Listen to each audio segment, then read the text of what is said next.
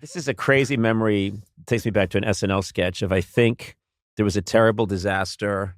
I forget what it was. I think it might be a Downey sketch. There was a terrible disaster. He's the king of a Jim Downey sketch. And what happens is all the A-listers are gone, have been wiped out, and so the B-listers have been elevated. It's just a bunch of agents trying to figure out who the new A-listers are. But I remember there was one part where like Charlton Heston is on an capsized boat and he's hitting people with oars. I think. I don't know. I love that. Yeah, Downey was always the guy that would come up with a sketch that you were like, "Oh, really? We're gonna do this?" Yeah, he was always the guy that I would be like, "So you want me to do this? Really?" He's like, "Yeah, it'll be great. Everybody will laugh." Oh God, okay, I hope so.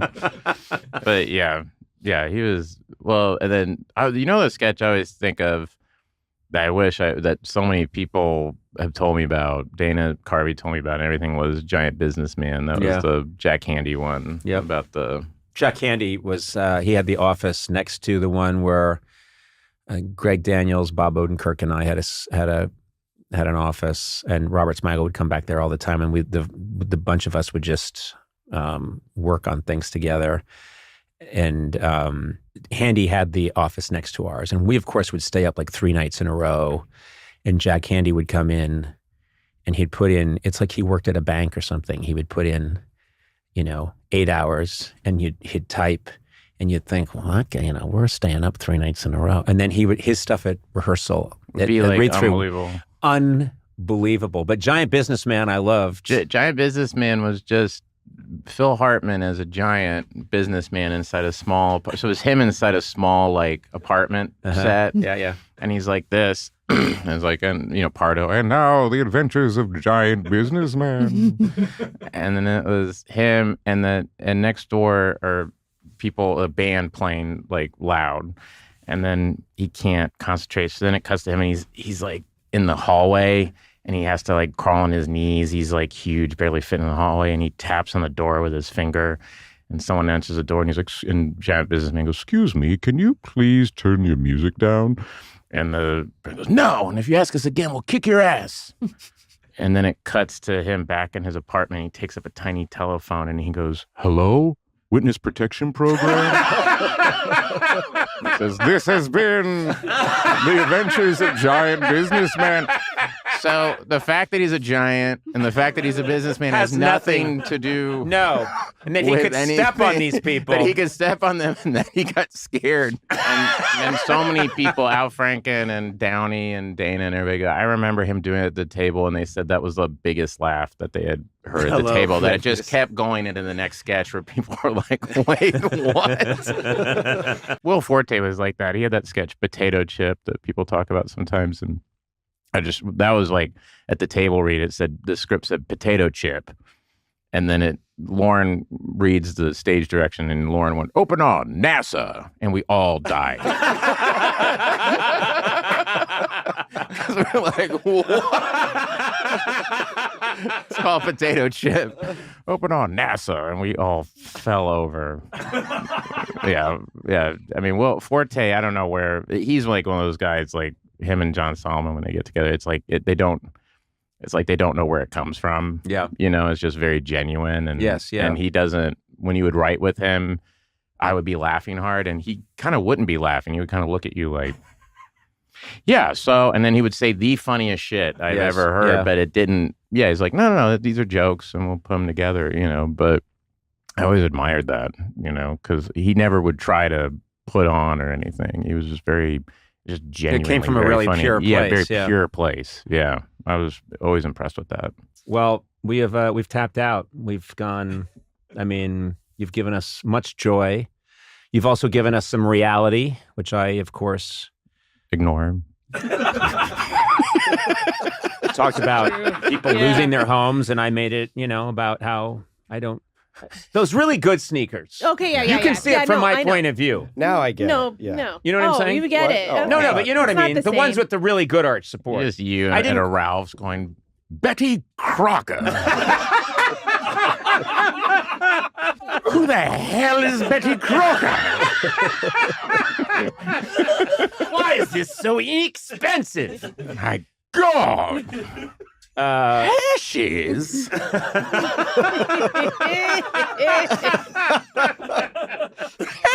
Someone carry me out of here.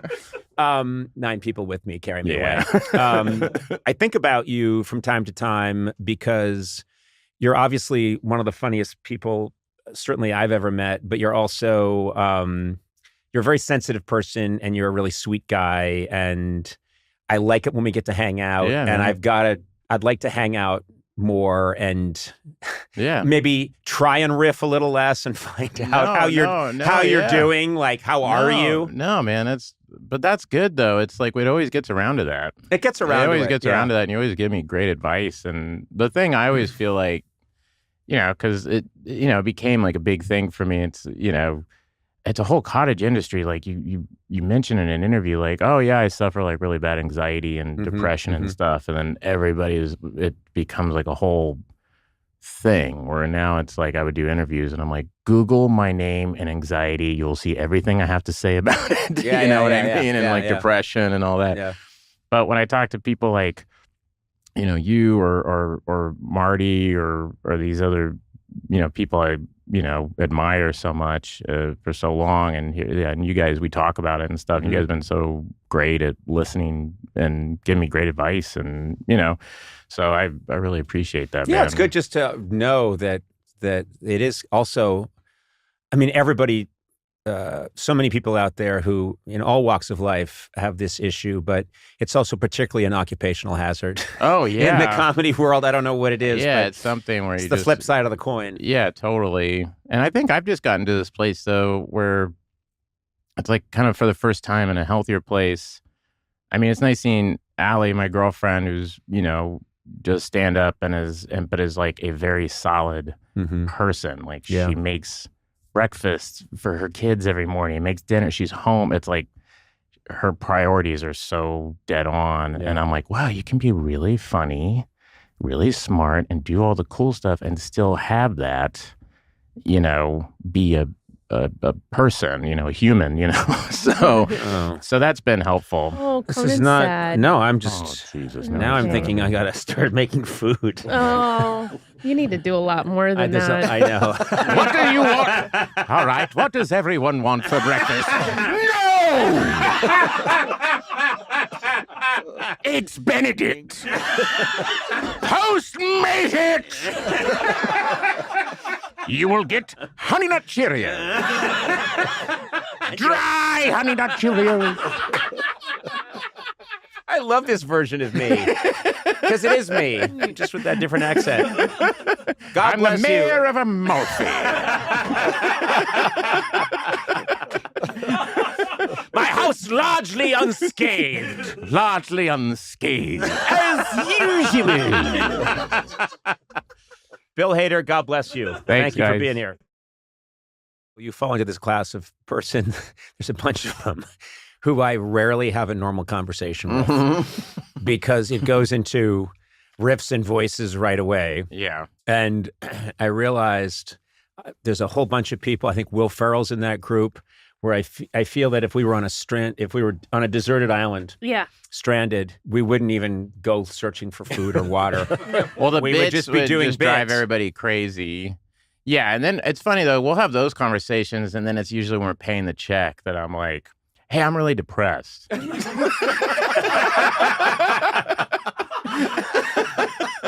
I'm going through something, and you're like, "Oh man, I'm sorry," or No, it's true. And then I feel like I'm like, yeah, we'll get to that. You know who's also depressed?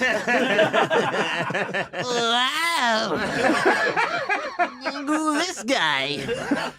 Yeah. I mean, you're depressed. Yeah. No, don't do Columbo right now. Before the podcast, I went in and I was chatting with you, and I went in, and the first thing I was going to do was ask you, because I know you live in the Palisades, and I was going to ask you about, your house and your family and everything. And before I could do it, we got off onto something, and then we're just laughing our asses off like idiots. Yeah. And then just as we're about to come to the podcast, you went, I think you said like 2 of our houses burned or something. Yeah. And I thought, shit. Yeah. I was supposed to start with that. No, that's been our whole friendship. It's it's joy and fun and goofing around, and then it's like, oh yeah, I'm here to tell you, like, should I go on medication, Conan? Or like, not if it makes you less funny. No. Yeah. No. Absolutely not. Get those endorphins running with voices. Oh, you should not ask Serotonin. Conan if you should be on medication. No, I'm on so much medication. No, but it is true. Yeah, we lost.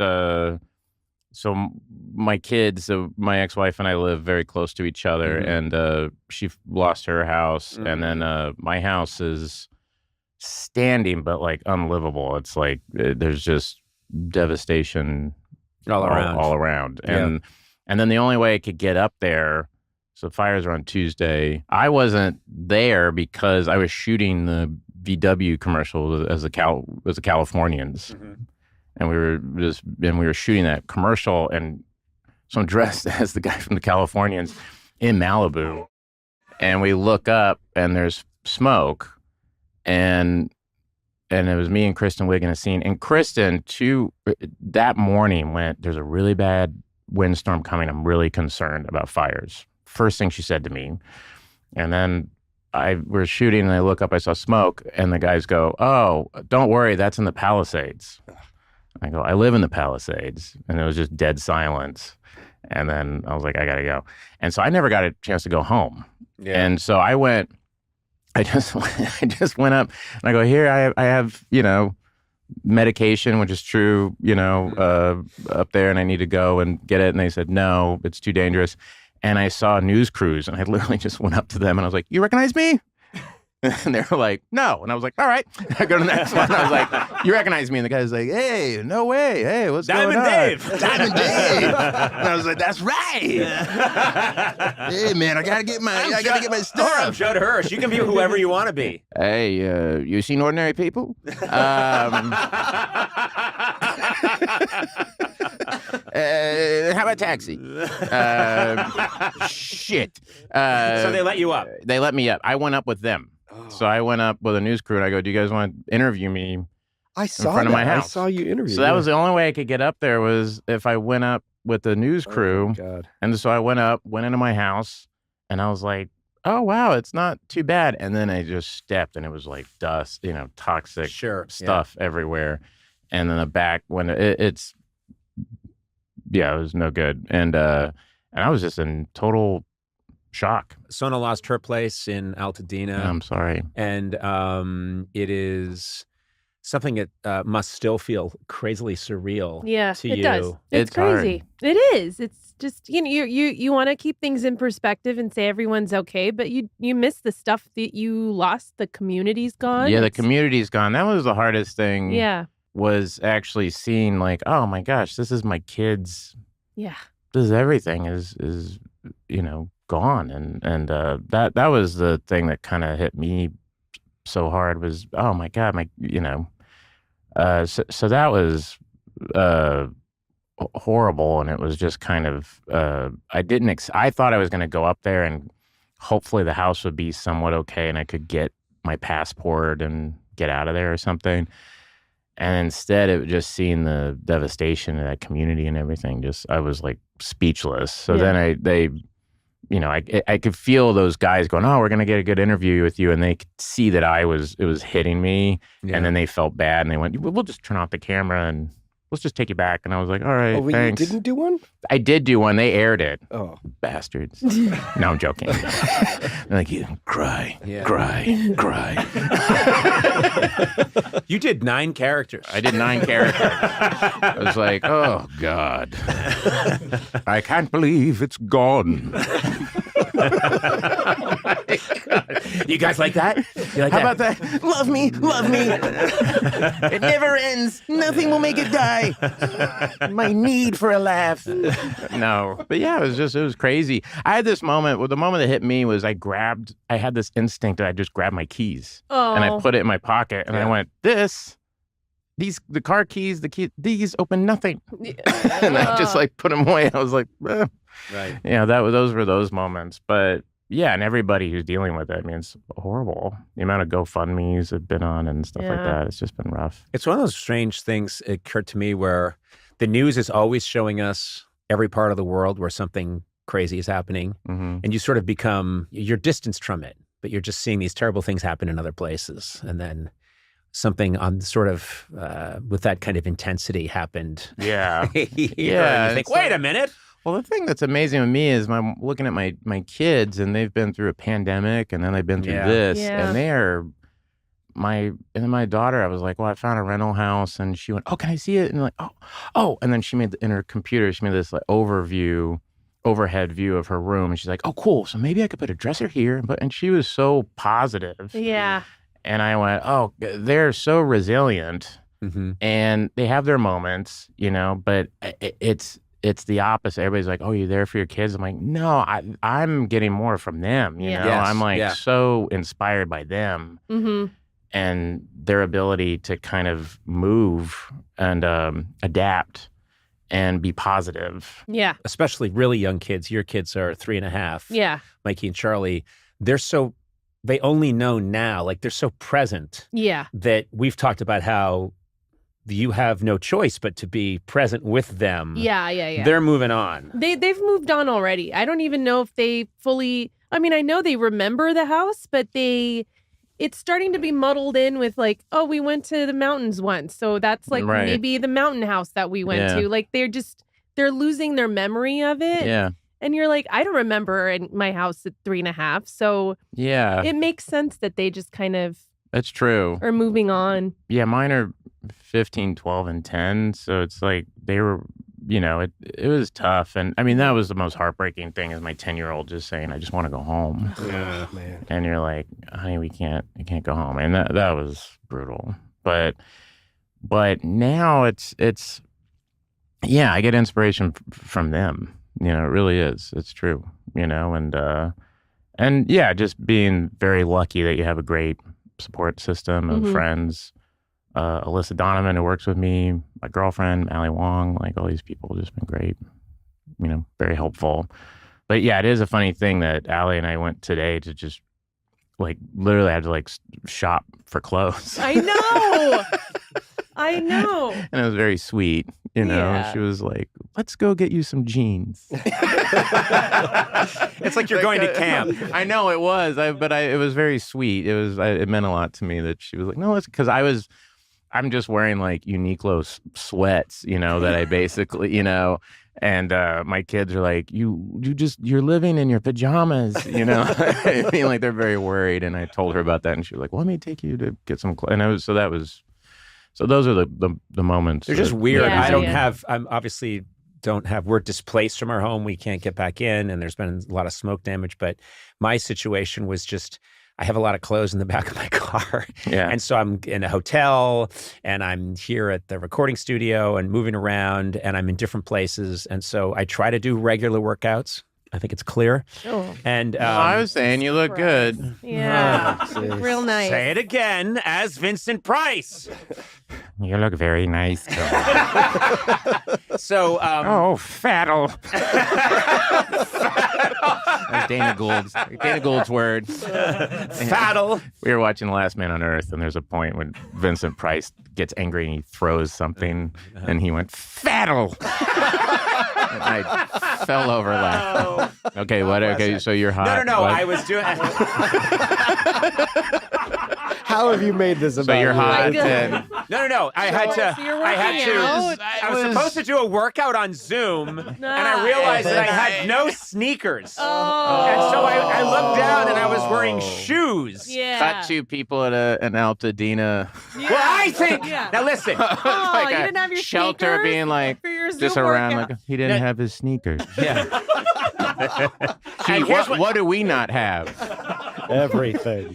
Here's what I want to say. Oh. Now, I had sneakers that were perfectly good for working out, but for the kind of workout I was going to do, Oh. I like ones that have, well, Brooks makes ones that have if it's going to be more aerobic, it has more of an insole. Yeah. And well, they're costly, but that's the ones that I wanted. Right, and right. they were, of course, back at the house, which is fine, but I don't have access to. Yeah. Why isn't this seen as a tragedy? We don't have spoons.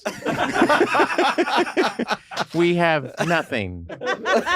You guys know what dips are, right? Well, I can do 20 dips. Well, I could do 5 on my own, 15 with my trainer holding my legs. One trainer holding each leg. One trainer holding each leg, and another one lifting me up by like a child, by my shoulders. Let me try again. Guys, I don't have access to my home, and there's this kind of sea salt that I have in my home. It's there. The house is there. It's pink. It's a pink sea salt. Yeah. I can't put sea salt on the chocolate anymore. No. And so you don't get the salty and the sweet. You get just the sweet. And then I go down to Gelson's and it's not there. No. Then I go to Erewhon, but of course, there's a line. I think Erewhon? my stories rank with yours. Mm-hmm. And I say, what do you mean you don't have the Haley Bieber smoothie? You ran out of raspberry. You know,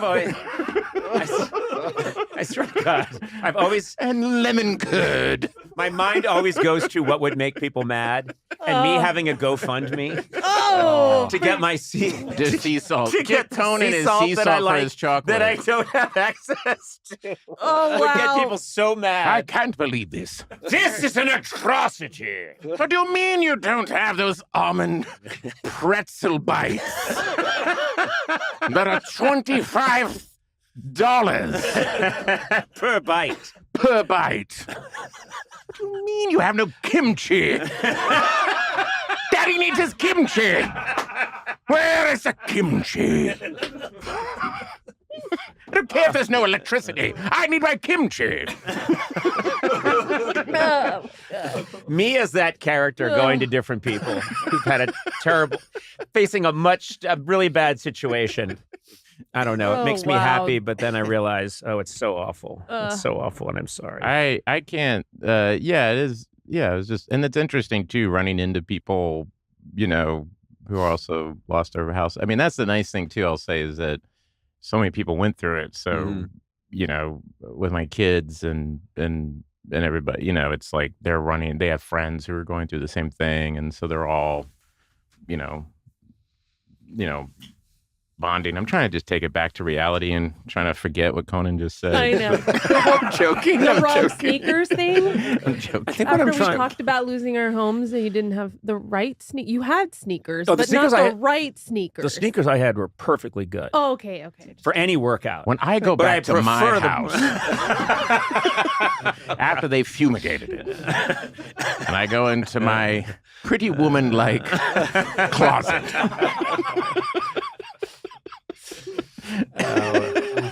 Now I'm just going to have to go in there and destroy everything. Sea salt is the perfect. I know. Sea salt is the perfect thing to GoFundMe. It's Oh my god, I have a headache. just a picture of me in a white tuxedo. My house is fine, On a but yacht. I don't have access to my sea salt. During the fires, I took my yacht out to Catalina. Do you know what that was like for Do me? you know what that was like for me? The rocking back and forth. The people saying, "Can we get on?" And me saying, "No." I have to hit them with an oar Hitting them with an oar. throughout my back. I just told my daughter, "Here's an oar. Poke at them if they try to get home."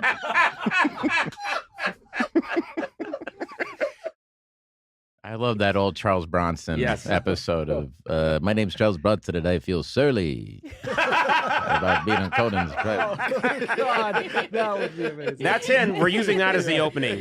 But it is not Charles Bronson. In fact, it is me, Bill Hader, and I feel tired about being Conan O'Brien's friend. It's a lot of work, isn't it? It is a lot. It's a lot of lifting. It's a lot of eye contact. You've moved me in and out of like 6 apartments.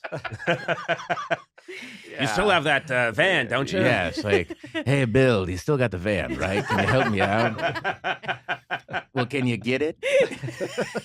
God, I love a Charles Bronson impression. I really Well, do. It's Hank Azaria's impression. Yes. I do Hank Azaria's Charles Bronson, which I can't do. But who was the guy? Tim Thomerson. Remember that guy? He's really funny. Yeah, he was in a bunch of movies in the '80s, and but he would do Charles Bronson. He did a President Charles Bronson talking to a bag boy at a grocery store. Mhm. And I remember watching that, and it just started with he goes, "Hey, zit face." I just wish.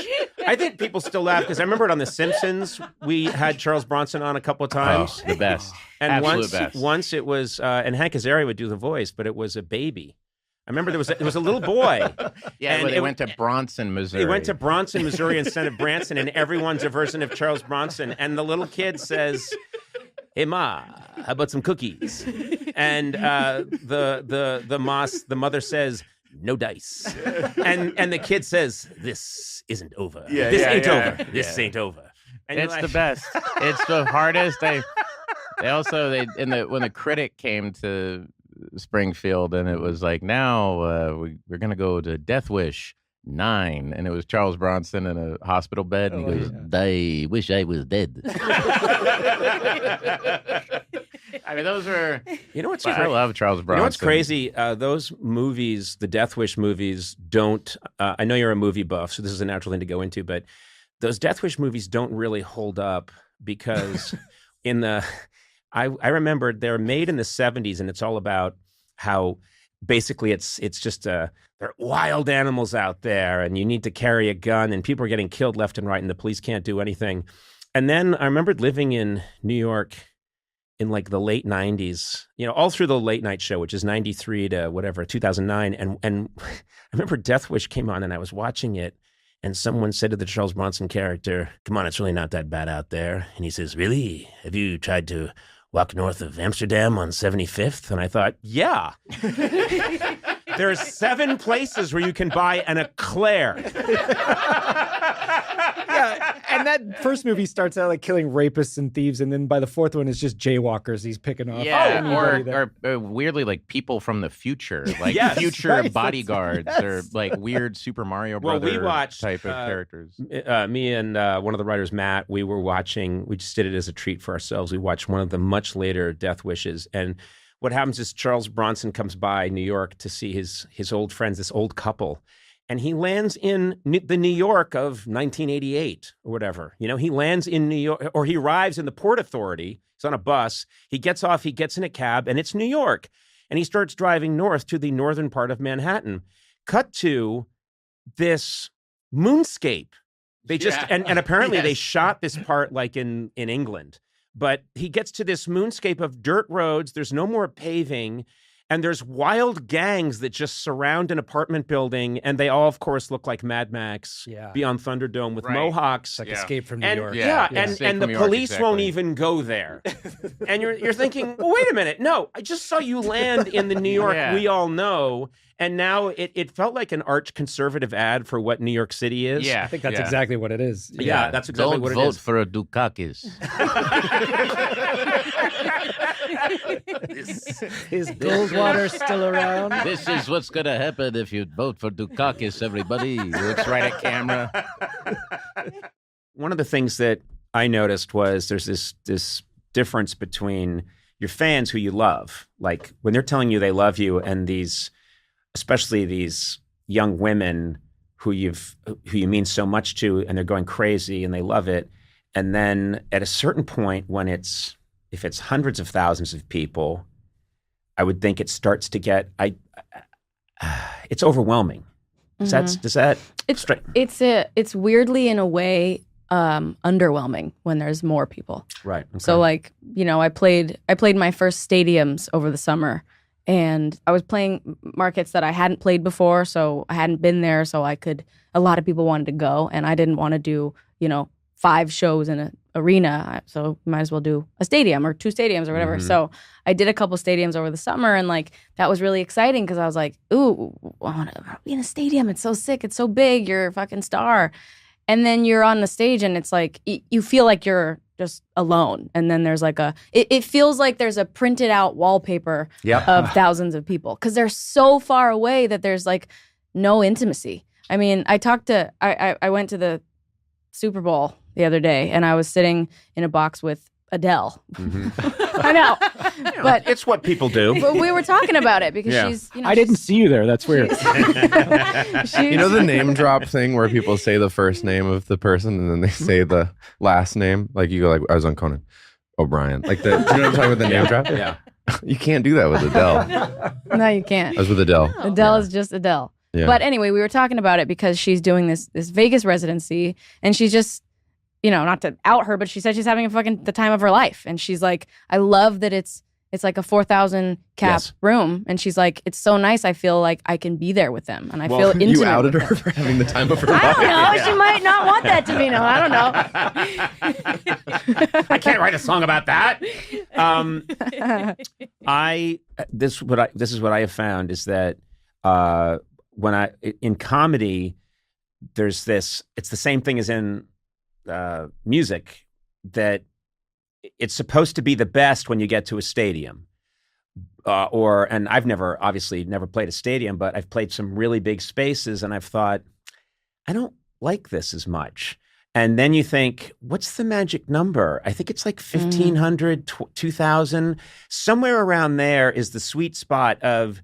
I feel like everybody in this room, we're all connecting. It's an exchange. Yeah. Like if I say something that they think is funny, they laugh, and you can there's this nice feeling of it's a community. Community, yeah. Once it gets really big, and there's a lot of things about success that are like that, where you're facing new challenges of like now you've got people that will say like, okay, I want to do what you two did. I want to be like that. And then you're trying to think of, but I want to evolve. I want to keep changing. I want to keep growing.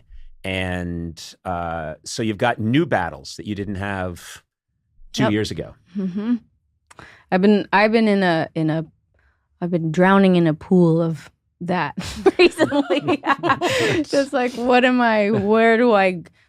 do I evolve and what do I do? And, I feel like for the last month I've been completely just literally like drowning. I feel like because dude, I achieved the kind of things before I even was 18 that are, things that people work their entire lives for and maybe never even get.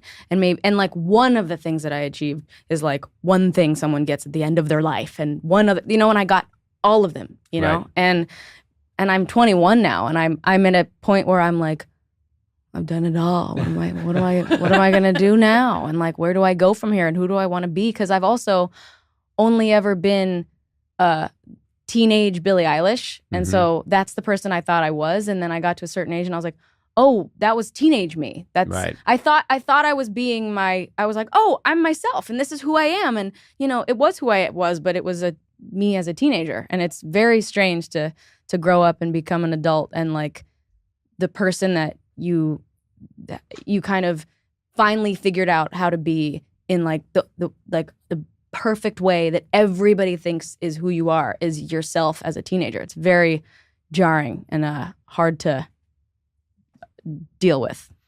Well, I was really happy that your parents came. They are outside. Yeah, they're outside. I wouldn't let them in. Your father got in here twice, and I had him taken out, and I had someone shave his beard. Why? Yeah. I like it. It looked really cool, but I have that kind of power. You're in my building. Okay, right. So, no, he's. I think one of the things that you two have that is rare, especially because you're both so young when this all started, when this was happening, is to have your parents there and have them be really decent people who have their heads screwed on right. It just doesn't happen. I think 9 out of 10 times it doesn't happen. And that's a godsend. That's really special. I mean, I'm sure there were moments where you're like, why are they on the tour bus? Very rarely. It's really fun. I love really having great. our parents out. Yeah. Yeah. There was a moment over the summer where I was having like a I need to be an adult moment, and like I need to have space, and I need to have my own this and my own that, and I need to go on tour alone, and I need to do this and this and this alone. I want to be independent, and I do need that in a lot of ways, because you need that as you grow older. But then also now I'm like, well, I like my parents being around, and I like my mom coming and doing stuff with me. Well, because Billy moved away. I did move away, and I think when you don't live with your folks anymore, it's nicer to. It makes you more grateful to do everything with them. So I'm like, now I just like I when I have a free night, I like go and hang out with my parents. That's the first thing I think of doing. Well, it is the pattern. I mean, I've seen it with my daughter, which is she was, very smart, independent, cool, artistic, and then I could tell we were getting on her nerves, and then she went off to college, and she'd come back from college, and she would ask us to do things that we know for a fact she can do on her own. She'd be like, could you pour me a glass of milk? Like, you mean the carton of milk that's right there on the pretty please? And you could tell like she just wanted to be back in that space. Straight. This girl's drinking just regular milk. No. She has a flask of scotch that she has on her that she pours into the milk. Okay, that's how we do it. Makes in our it house. even weirder. Yeah, this is whole. We're talking whole milk, 2%. This is not even like an LA. I thought you didn't. Aren't you? Isn't she a Nepo baby? Isn't she on oat milk or almond milk or pistachio milk? You've got this girl on 2%? Yeah, 2%. No, I live in the Palisades, and I'm a celebrity, so I found a special 9% milk. It's got huge chunks of fat floating in it. Conan drinks the 1% milk. Yeah. There you go. Got it. No, I drink the 1% of the 1% milk. Only Adele gets that. I told you before we started rolling that The World's a Little Blurry. I really love that documentary because it's about the process. And I love anything that shows both sides of fame, success in a realistic lens. And what first of all, the gap between the journey between you two in a bedroom. You put a blanket over your head sometimes. I know. Bickering, you prodding, having arguments, arguing with your mom in the kitchen. And man, are you intimidating. I know. When you're mad, I have, a teenage daughter. I get terrified. So when I'm watching the documentary, it's as scary to me as any horror movie because you'll just shoot those eyes at someone and you're not even trying. You're just staring at them. And if I were your mom, I would jump out the window. I know. 16-year-old me is a scary thought. It's a scary sight to see. I mean, I think about myself and think about the people that I used to have to make them be put through being around me at that age. Subject and I feel very... Yeah. I can't even, it makes me sick to my stomach thinking about if I had to be around the younger Billy. It really freaks me out sometimes. Yeah. Scary girl. What about you? I mean, Phineas, you seem, and this is just from the documentary and performances, you seem like someone who doesn't lose his shit, but do you sometimes? Oh my God. Yeah. Oh yeah. Phineas is an incredible actor. Did you know? Incredible. So I mean, genuinely. Are we talking about like backstage? Are you kicking stuff? Are you smashing things? Ooh, should we tell stories? Yeah, I think that's what we're here to do. I was as a little kid, as like a 5-year-old, 6-year-old, I'm told that I was very explosive, and I have a infinite supply of rage. Yeah. What an explanation. But I don't think anyone should be on the receiving end of it. So I try to just, quell it. I try to go empathy first, but there's always rage below it. My friend Ricky always reminds me that at one point he said, "Do you have a lot of rage?" Which is a testament to like being around me too much, maybe to see me sort of at the Guitar Center staring off in the middle distance. And he said, "Do you have a lot of rage?" And I said, "Are you joking?" That was apparently the thing I said. That is all I have. But I don't scream at anybody. True or false? Yeah, I would agree. I would agree. my team will disagree. I have no anger issues. Are you an asshole? You're a total asshole. You know what I am? Hey. Passive aggressive. No, are you an asshole? I don't think I'm. Well, you guys can back me up. No. I am not an asshole. I don't think. Everyone But whose mortgage is paid by. yeah. I know. Now remember, before you answer, Yeah. your checks don't come out till Monday. I saw a full panel of people vigorously You're shaking not an their head to asshole. keep their No. job. Can we meet you behind a Jesus building Christ. later and tell you what we feel? Well, I think I've worked for him longer than anybody. And I will say he's not an asshole, but he has made an art form of being passive aggressive. Because the way I grew Yeah. up, but the way I grew up is I do have. I relate to Phineas because I have a lot of anger. I have a temper, and I used to really get angry when I had a bad temper when I was a kid. And what I did is I learned. I grew up in a family very unlike yours, where we weren't supposed to express Catholic? negative things. Catholic, we're not supposed to express. And no one was around saying, well, how do you feel about what just happened? There's none of that. Yeah. So wow. there was nobody expressing any of that. So what happened was there's a lot of pent up anger. And what I learned is you could express anger in this.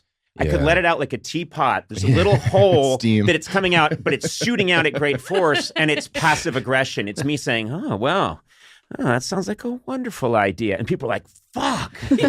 And I mastered this thing of being able to talk to somebody for a bit who I was really mad at, and we had a pleasant conversation, and then I'd leave, and they'd think, I think we had a pleasant conversation. Oh my God, I'm bleeding. He stabbed me with words 9 times, but I didn't feel it. So it's an issue. Yeah, it's an issue that I have to work on. But I don't think you can have creativity without some Internal rage. You have to have. Yeah. I think that's one of the things that has I been. think you have to be a little tortured.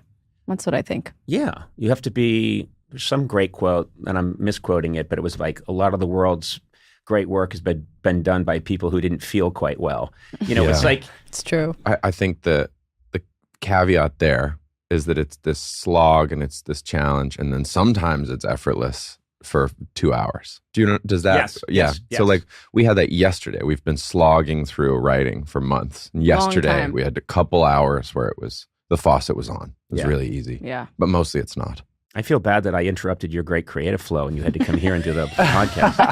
That was yesterday.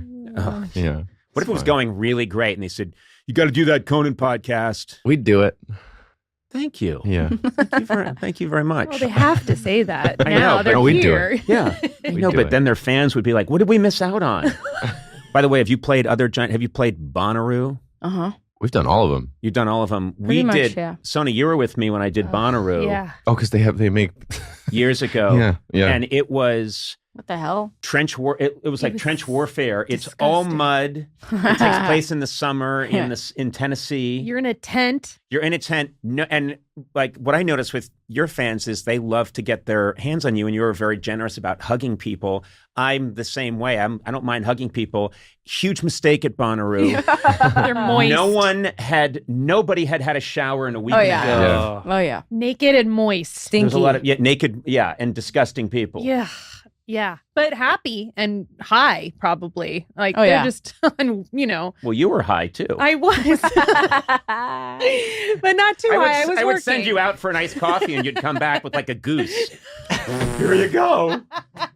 Oh, it's not an iced coffee. Yeah, it was Bonnaroo. Yeah, it was a Yeah. good time. Mm-hmm. Hi, my name is Billy Crystal, and I'm just not sure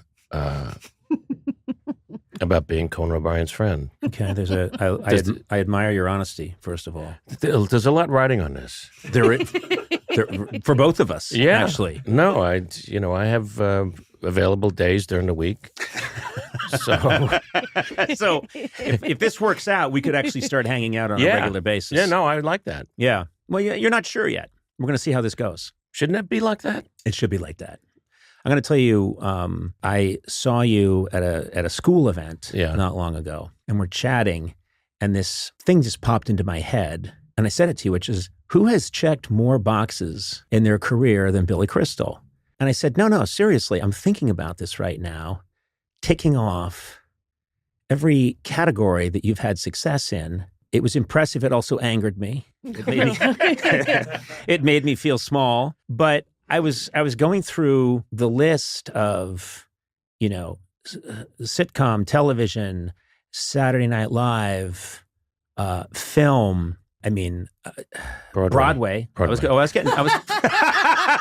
It's somehow less cool when you help me with it. The Oscars. I mean, there are a lot of entertainers where I can say, okay, they've done well in these two slots. They've got those covered. But you've had this absolutely stunning career.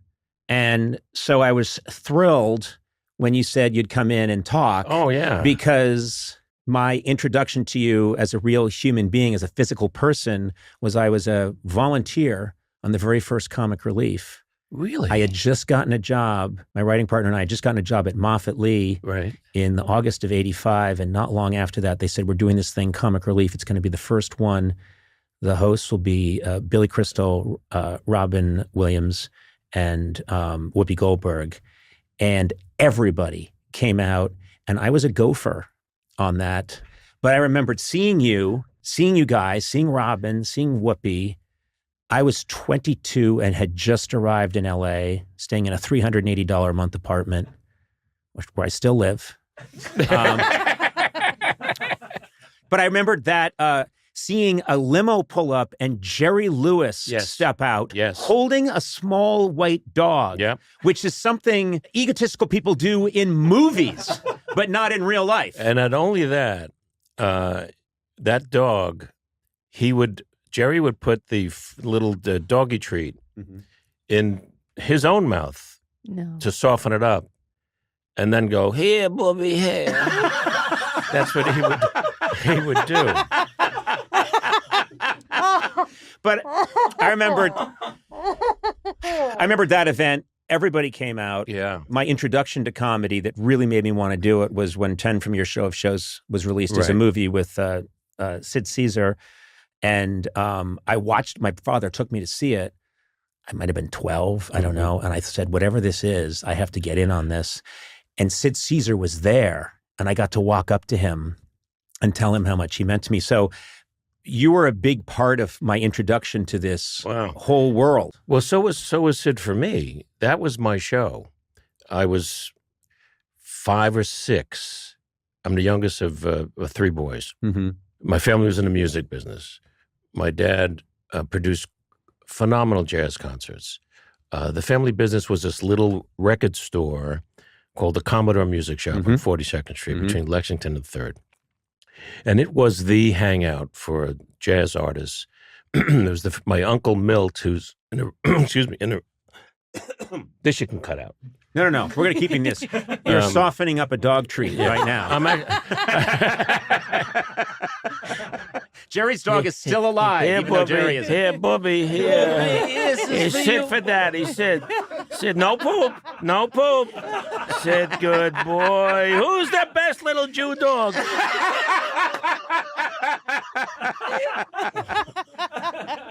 And my uncle started this label, the Commodore Jazz label, which was the first independently owned jazz label of its kind. And he started producing his own records, one of which became Strange Fruit by Billie Holiday. All of these great jazz artists. But my parents were comedy, just mavens.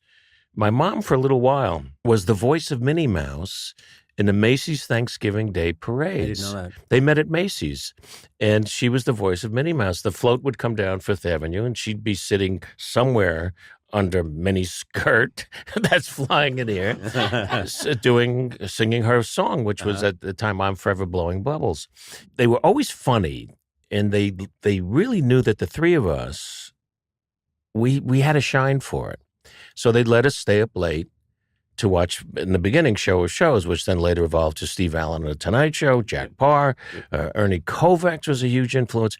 But it was an episode of 10 from Your Show of Shows. They're doing a takeoff of The King and I, which had just won Best Picture.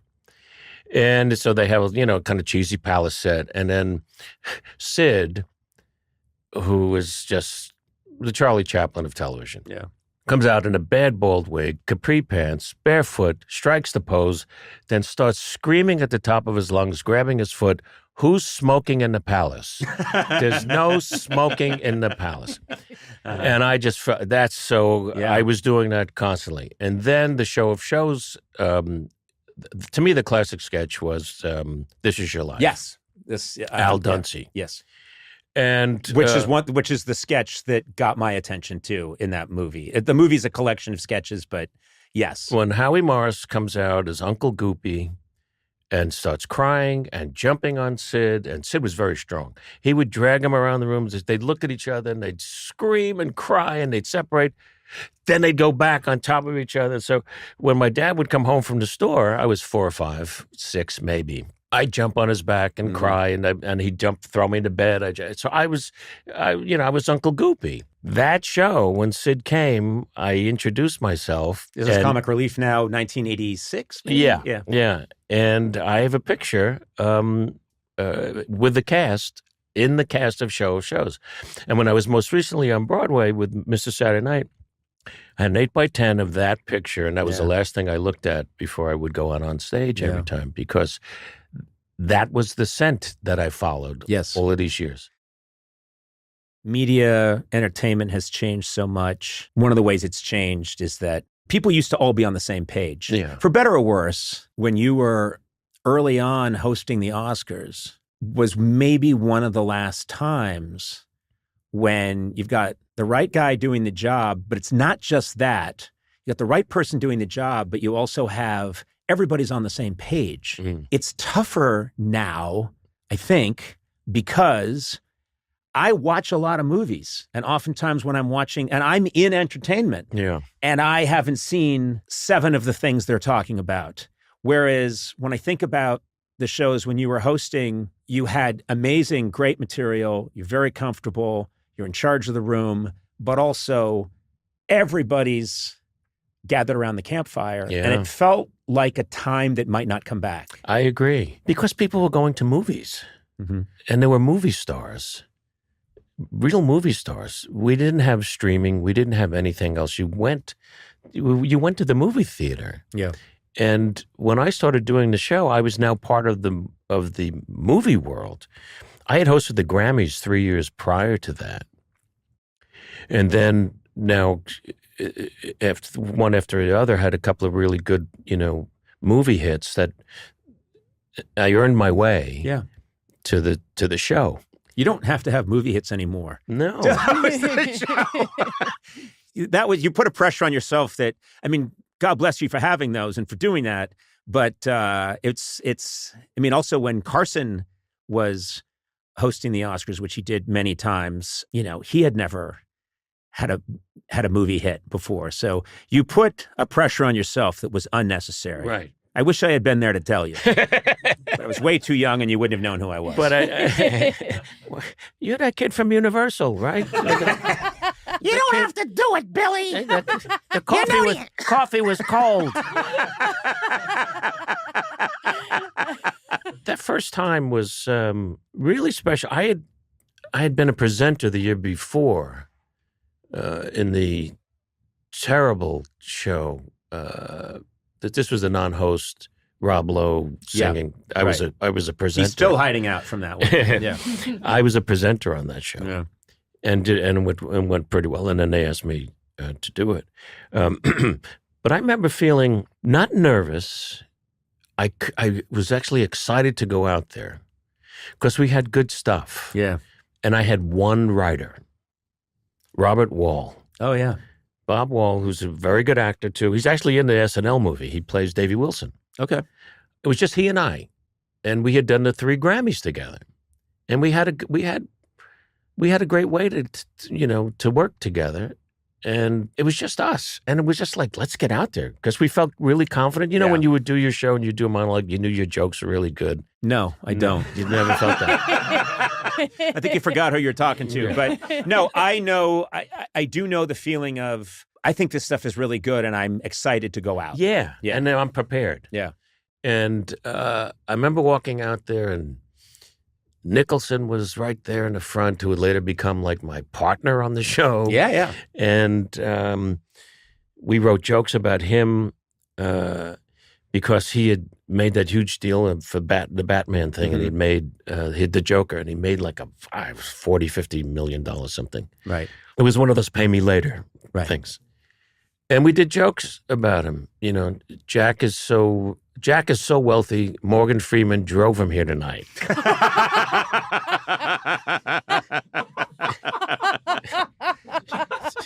And the great thing is he's laughing. Oh, big time. See, that's the thing too, is that having the great joke and going after an icon of that status, but then they're laughing. That's magic. Oh, yeah, and I did because they don't always laugh. No, I said, you know, Jack's so rich. I remember the sequence. Jack is so rich, he bought land in Japan. Jack is so rich, Morgan Freeman drove him. And the last one was, and I said to the audience, I got one more if you want it. Yeah, yeah. And he was just, and that was relaxing me. Yeah, yeah. I said, Jack is so rich, John Peters still cuts his hair. Now, John Peters was the head of the studio. Yeah, who had been a hairdresser. Who had been a hair guy. Yeah. And it was going just great. And there's an 18-minute gap we call the Rosemary Woods gap in the show where it's sound effects editing, and there's no host. So I'm in my dressing room and I'm getting a sandwich, fixing my makeup and all that stuff. And who is it? It's Jack and Warren. So I go, Jack and Warren who? Yeah. So open it. It's Warren Beatty and Jack. Mm-hmm. And I said, did you upset? Are you kidding me? Thanks for talking about my money, kid. And he said, I just want to say one thing. It's great you're doing this. Keep doing it. And it's just so important that you're here, and we love you both. Both of us just want you to have a great rest of the show, and we're going to have a little thing later at the Hacienda if you want to come by. I said, he's got a Hacienda. Yeah. I never knew anyone had a hacienda. I thought only in Zorro did somebody have a hacienda. But it was the most selfless, wonderful feeling that it had connected with him. It was great. You've had a lot of these fun, crazy moments that you sometimes must wake up and think, wait a minute, did that happen? Yeah, did that I know. Really, I know. Did that really happen? Here's another one. I'm introducing Bob Hope is in the audience. Mm-hmm. And Bob at that point could not hear very well. I did not know that. And he's sitting next to his wife, and I said, this is my, whatever time it was, 6th or 7th, I've done 9, something. And I said, Bob, I'm just renting your house for a while. Mm-hmm. Just, ladies and gentlemen, the great Bob Hope. And he knows the camera's on him. They're roving through the audience with the mini cam on him. And he knows, and then the camera goes away, and he looks at me, and he slips me the finger. Just fooling, like, thank you. Like that. Yeah. And I just cracked, and it was just so great. The next day I get a handwritten note delivered to my house. Yeah. Which I have framed at home from Bob Hope. It's very nice things he said. You could do this, you could do that, and that. And he said, but why didn't you call me to play your brother in Mr. Saturday Night? I would have saved you a fortune on makeup. Keep doing it, Bob. That's great things. Famously, you're supposed to be on the very first Saturday Night Live, October 11th, 1975, which is now celebrating its 50th. So it's unbelievably, it's been half a century. And I've read accounts from you that you're supposed to be on that show, the show that is going to change everything. You're there, you've got a sketch, it gets cut, and you said you were riding like the subway home thinking, that's it. Yeah. What I always find fascinating now is if you could see the whole palette of everything, you wouldn't change a thing. No. You couldn't. How could it get any better for you? But in that moment. Oh, boy. And now, Conan, I have to relive it because of the film, of Jason Reitman's wonderful film. I haven't seen it yet. Yeah, he had a screening for The Survivors of that night. And the original, Lorraine Newman was there, Garrett Morris was there, and me. And it was particularly heartbreaking at the time because I was 25 and I was part of the planning of the show. It wasn't just coming to that show that night. Lauren who I thought was the coolest guy. Mm-hmm. I'm new into my stand-up life too at that point. I'm only into it like 8-9 months, and things were really going like well. I wrote a lot, and I was really starting to find my way. And I meet this Lorne Michaels at Catch a Rising Star, and he tells me about the show, and so on and so forth. And he said, "I'd love you to be on the first show." And then I'm playing The Bitter End in New York, and he brings Chevy, Dave Tebbett, who was the head of talent at NBC at the time, Dick Ebersol, Gilda. So I was like part of this. These are the young people who we're going to have on the show. And so I was like, wow, this is going to be the thing. And the comedy guests were Andy Kaufman, myself, and a Canadian comedienne named Valerie Bromfield. Mm-hmm. Yeah.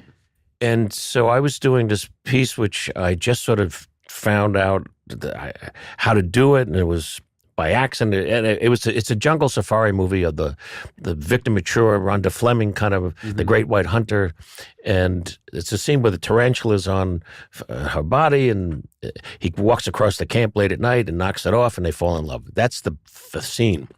I take somebody from the audience, and I have a huge bowl of potato chips that's mic'd, and I get the audience to do bird calls, and every time I take a step, she crunches the potato chips loud, or he does, and it gets very environmental. Yeah. I get like 3 people on stage, bird calls, and I'm pointing, and so that was the piece I was going to do, but I was going to use Don Pardo, the announcer. He was the announcer with just a close up of his hands and his wonderful silly voice.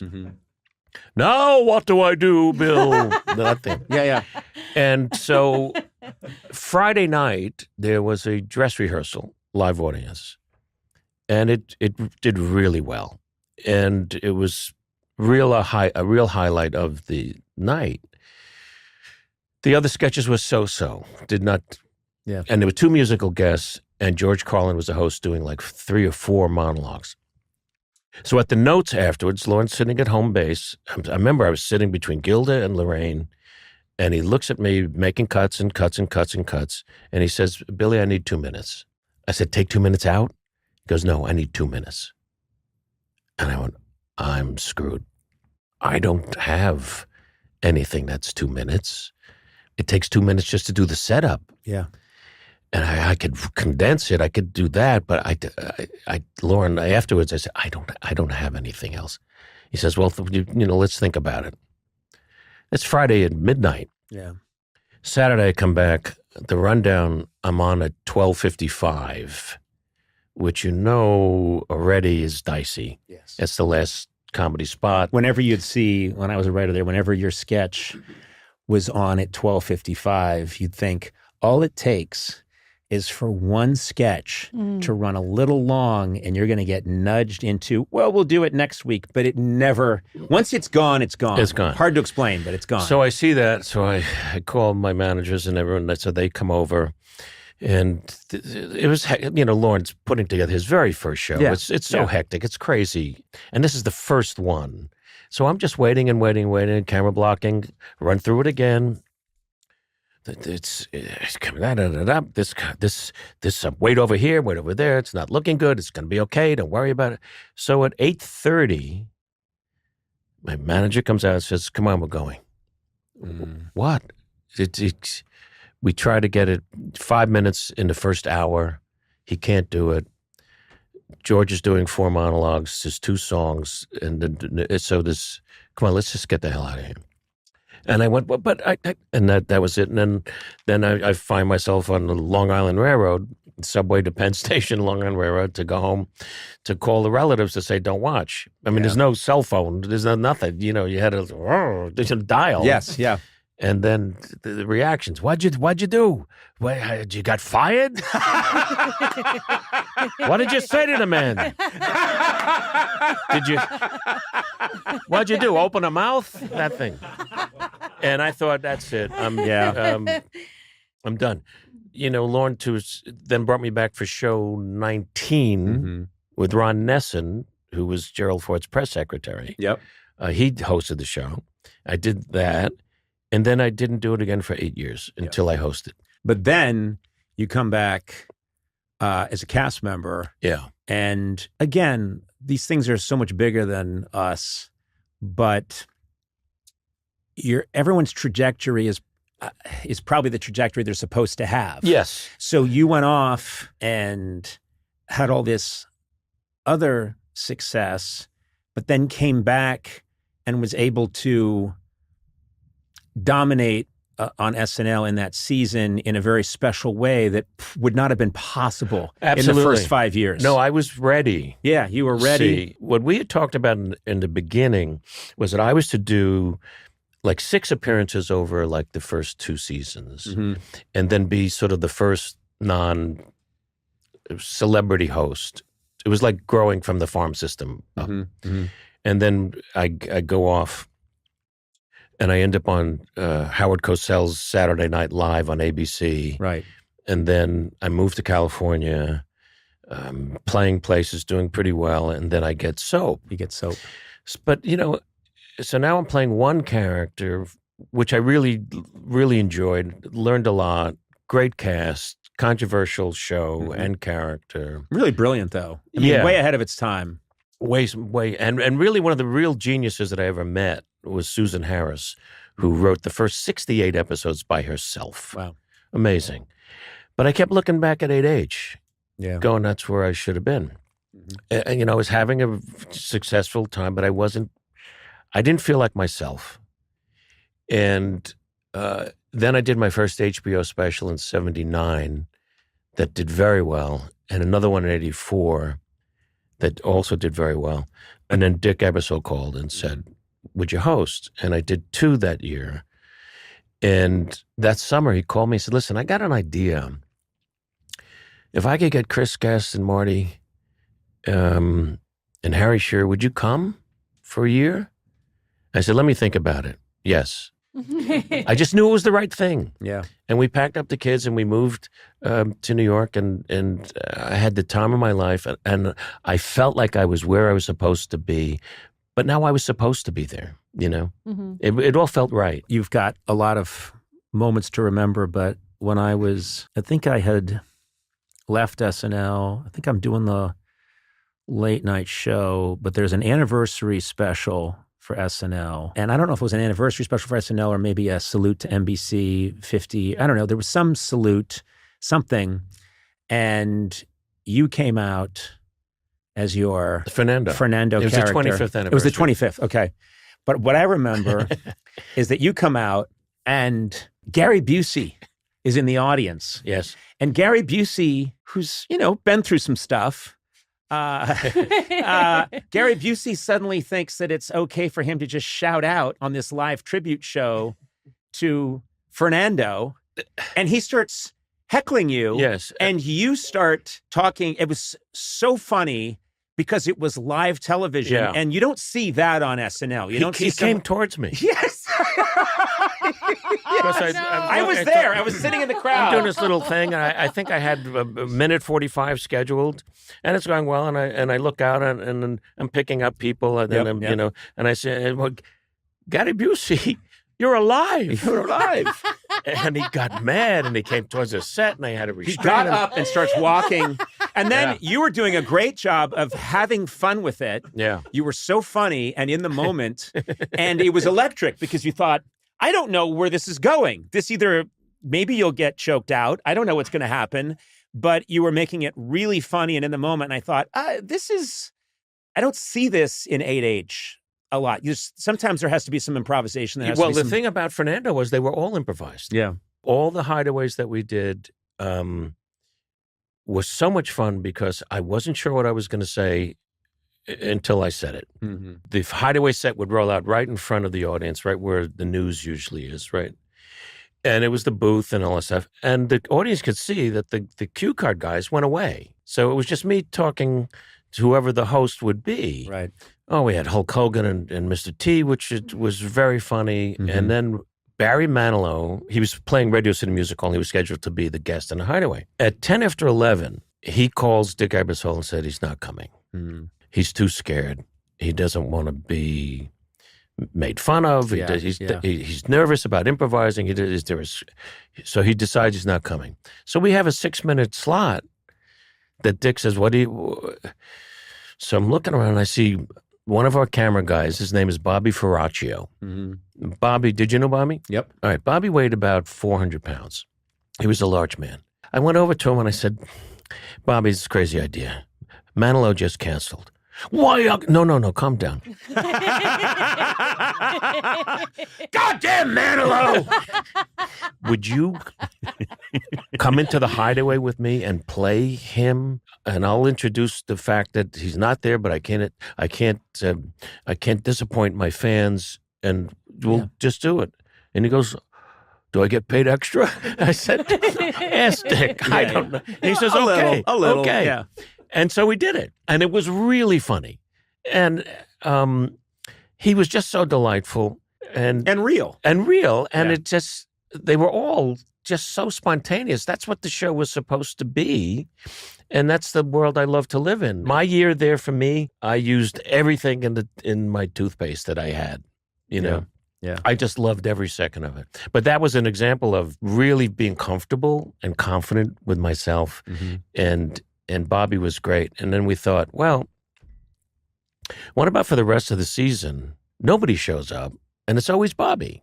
It would be pretty, you know. And he said, no, my neighbors killed me, Bill. My neighbors killed me. He starts singing. I write the songs. He starts singing stuff. Oh, it's really delightful. It was great. Hi, my name is Billy Eichner, and I feel over the goddamn moon about being Conan O'Brien's friend. That's the angriest anyone's ever said that. Well, how you feeling today? Over the goddamn moon! I am so fucking grateful. Thanks for throwing me a bone. A crumb. Thanks, world. Thank you for letting me on your podcast. What an honor. You made it past the velvet rope onto my podcast. Exactly. What an exclusive group composed of I don't know who. Exactly. BJ Novak and Dave Coulier was probably here at one point. It's funny because just before we started taping, I was like, "Oh yeah, BJ Novak was here yesterday. Who, you know, I love. He's great." And then I just started attacking you. I said, "You sir are no BJ Novak." Yes. Look, I'm an aspiring BJ Novak. Exactly. I'm a BJ Novak for the little man. You know what's so funny, Billy? First of all, I adore you, and I'm so thrilled that you're here. Thank you. Thanks for coming on the podcast. It's so funny because I was like a good boy doing my research today. Not that I have to, because I know you so well and I've been a fan for so long. And then this little tidbit comes across my page as I'm scanning through info on you and bio stuff that you were a waiter for a while. And I was thinking, you as a waiter would terrify the shit out of me. I was a terrible waiter. I would think so, yeah. I didn't last long. Uh-huh. I waited tables in New York. When I was a struggling actor, you know, a lot of my friends were doing that. So they got me a job waiting tables. They were all pretty good at it, and I was terrible. And then I remember the manager, after one of my first training days, I sat down at the bar, and I was just, my brain was fried. I have so much respect for waiters in Manhattan, me too. especially. Yeah. I mean, I'm a native New Yorker. I love New York more than anything, but we can be awful, you know, especially, you know, the rich ones. Uh-huh. And I mean, that's just the truth. I experienced it. And then I sat down at the bar at the end of the day, and the manager came up to me, this very nice young woman, and she said, "You had a really hard day, huh?" You know, because she saw I was struggling. Yeah. Yeah, and I did, and I quickly kind of pivoted to being a bartender, which was a much better job. Well, that's the other thing is a surly bartender, there's something cool and edgy about a surly bartender, and it makes sense to me because you're asking for your alcohol, and if they treat you badly, it somehow makes sense to me. Do you know what I mean? Like, well, oh, here's your alcohol, the bartender has power. Yes. You know, like people want that drink. There's only one of you or two of you, so they want your attention. It's a much sexier job. Yes. You know? So yes. Tom Cruise in Cocktail. I was just thinking Cocktail because we're the same generation. And also, all I think about is that movie Cocktail. All the time. You know what was also from that movie Cocktail? Kokomo. Yes. By the Beach Boys. Yeah. Yeah. Gonna take it fast and then we'll take it slow. That's where we wanna go. Way down to Coca, Bermuda, Jamaica. All right. Yeah. Anyway, they all vote for Trump, so fuck them. Oh no! I think most of the Beach Boys are MAGA. Yeah. Beach Boys or Proud Boys would be a fun game to play. Not John Stamos, probably. He plays the drums. The Beach Boys, it's the only rock group I've ever gone to see where they all came out and they were wearing blue blazers. By the way, the only rock group you've ever seen is the Beach Boys? No, that had blue blazers. That had blue blazers. I Yeah. see. And they weren't, and I never did go see them. I was painting a little bit of a word picture there. I see. But I think you as a waiter, I just find if you came up to my table and said, "What do you want to hear about the specials? Yeah. Do you want to hear about them?"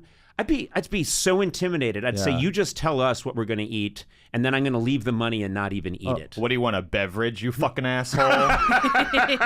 What do you need, an extra spoon? Go fuck yourself. I want to compliment you because Thank you. You can't. Well, that's all we have for now. I've been waiting to hear that. Yes. But You're not say even- that to you're not PJ even- Novak. You're not even curious what the compliment is. I love that. No interest. Any You're just compliment. happy it's a compliment. Yep.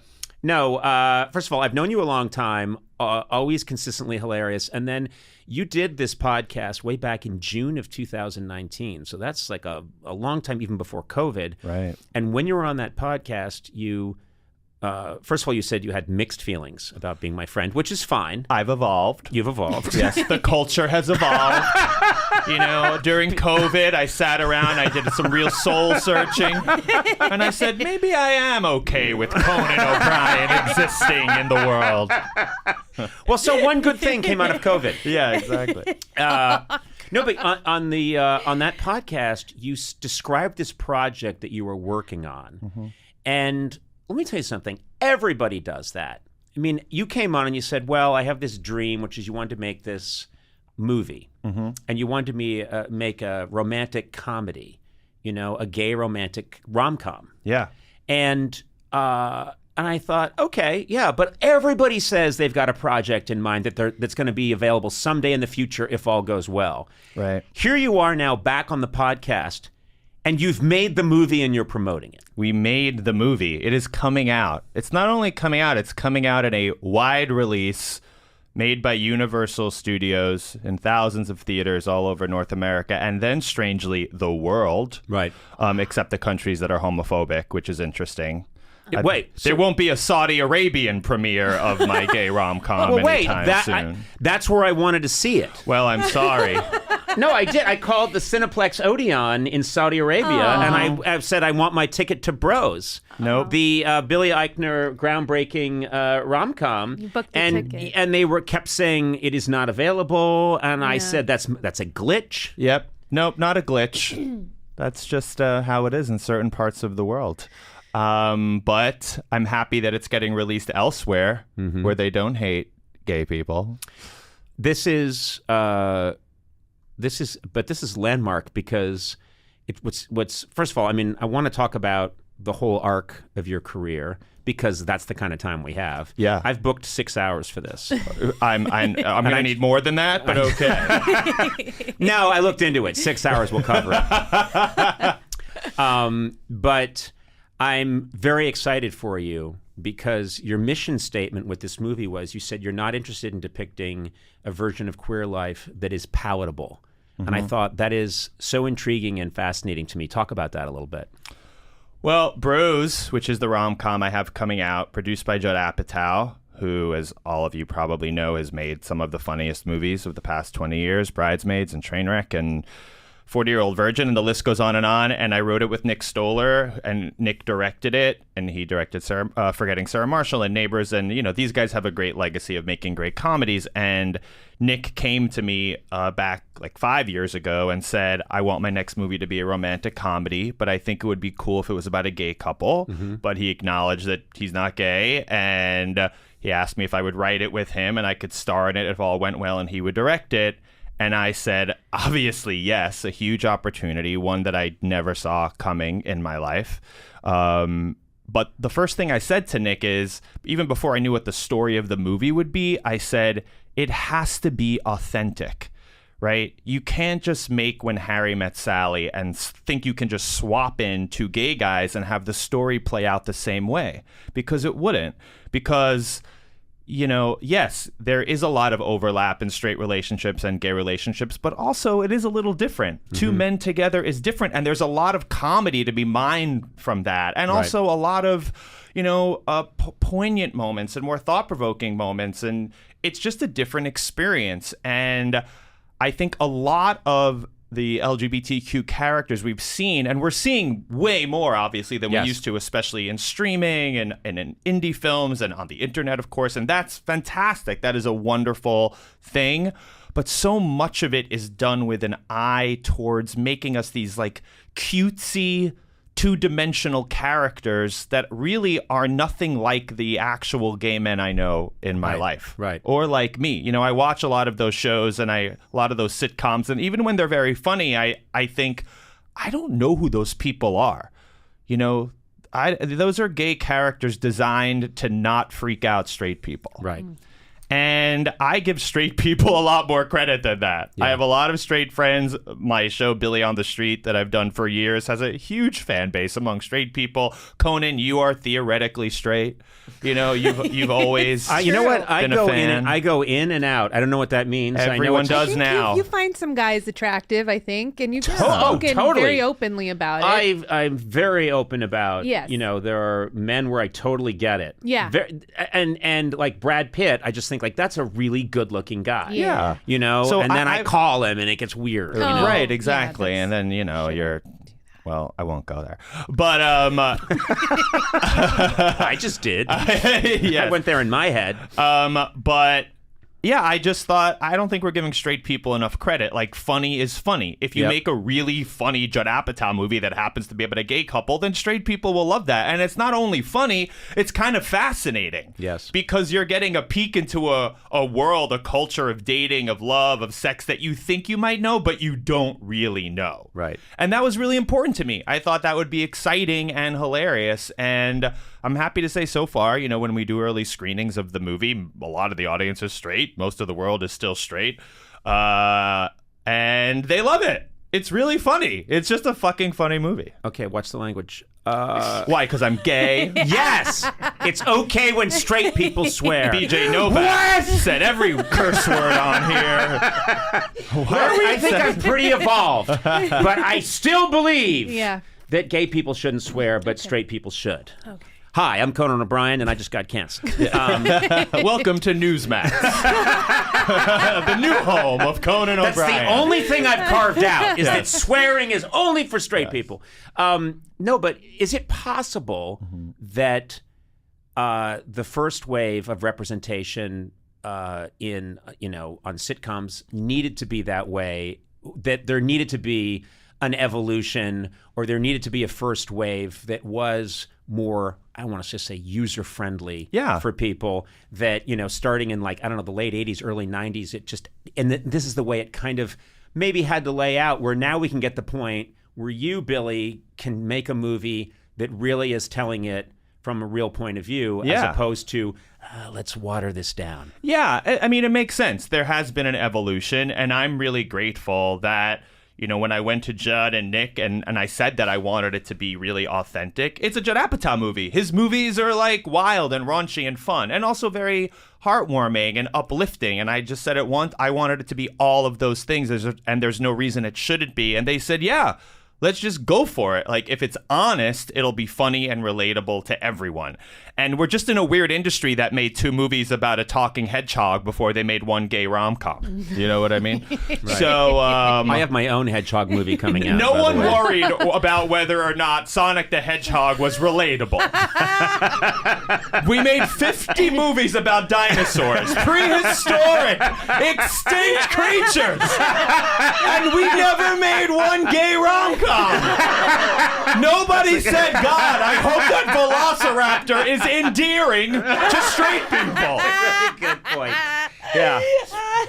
So the velociraptor is going to rip off the kid's throat and then shoot acid into his eyes to blind him. No one ever said, is middle America ready for dinosaurs? But that's the question that lingers over a movie about like two actual human beings Right. who walk the earth, meeting and falling in love and, driving each other crazy the way, people do.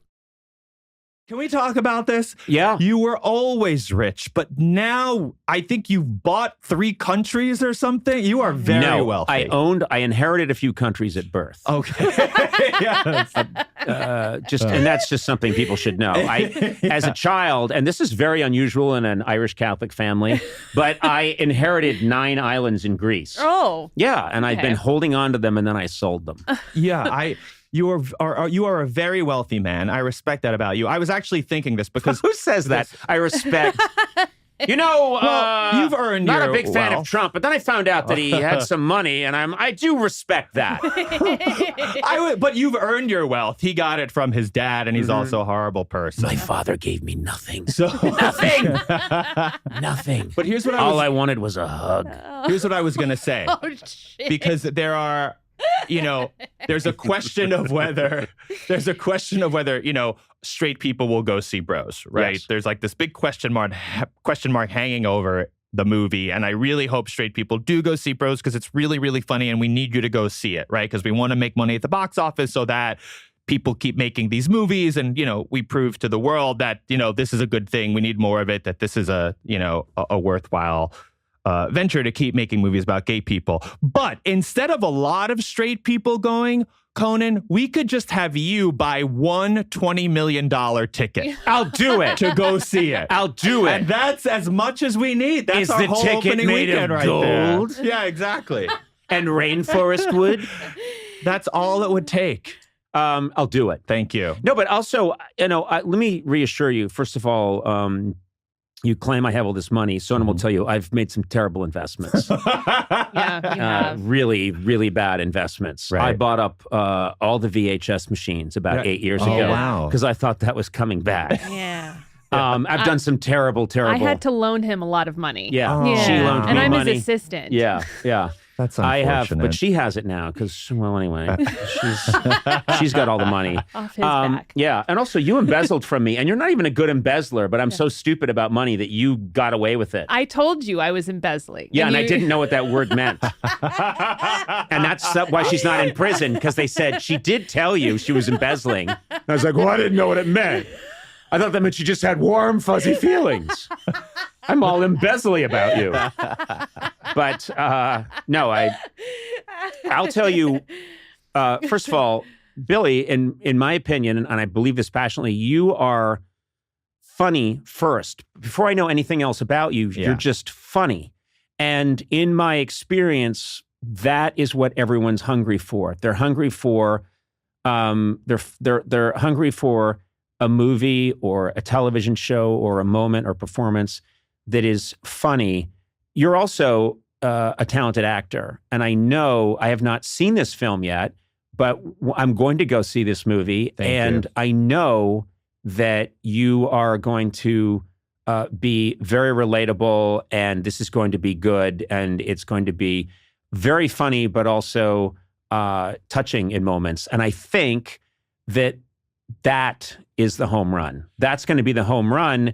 And yes, I think the word on Bros or your work is going to be, this is good. Yeah. And not it's good for America. Of course, it's good for society. It's good for the world. But I just think it being funny is what's going to sustain you, because that's what sustained you your whole career. That's true. You have that ability, and that's how I met you. That's how all of us met you, was because you made it happen. You're super talented. Thank you. Yeah, no, and it is. It's weird to say about my own movie, but I've now watched a lot of early audiences at screenings react to it. It is a really fucking funny movie. Like, it is again with the language. It is well, I'm when a sorry. straight person swears. I think we've established. Didn't George Carlin say that? I think, Conan. It's so weird. What a weird hill for me to die on. Yeah, only straight people. Everything, I haven't pissed. Yeah. But just like, this is one thing I'm not backing down on. After 30 years, this takes you down. Yeah, I just think only straight people should swear. I don't know why I'm Nixon again, but I believe only straight people should swear. Those are the current topical references that you listen to this podcast to hear. I meant Cynthia Nixon. That's what I meant. I never said Richard Milhouse, but this is how Cynthia Nixon talks now. Why? Because she's gay? I'm leaving, Conan. Not all lesbians talk like Richard Nixon, regardless of what you think. You're tired of that old trope? Exactly. You're so tired of that old trope that all lesbians talk like Richard Nixon. All lesbians talk like Richard Nixon and all gay men fuck like LBJ. It's just not true. It's just not true, no matter what Hollywood wants you to think. Haldeman, Ehrlichman, let's all get in the car and go see Thelma and Louise. That's the story for us, boys. Then we'll get back to the Watergate and get that safe cracked. What a strange joke. It's what a weird run. Joke. Yeah, what a weird run. You're like, don't worry, Billy, you're relatable, just like me and my lesbian sound like Richard Nixon material. So relatable. You're welcome, Middle America. I'm the next Jeff Foxworthy over here. I'm worried I just hurt bros. People are going to be like, I don't want to go see that. Nixon's a lesbian in this movie? And he's being raped by a dinosaur? Pat Nixon fucked Sonic the Hedgehog and Bros? That's the first LGBTQ rom-com? What's happened to Apatow? He's lost his mind. You were talking about the beginning. You're meeting all this resistance. You're making these videos, but you don't know. And a lot of people have this moment like, I certainly had this throughout my 20s. Is this going to work? Am I going to make it? Yeah. I had it into my 30s. Like, is this going to gel? Do I have a career?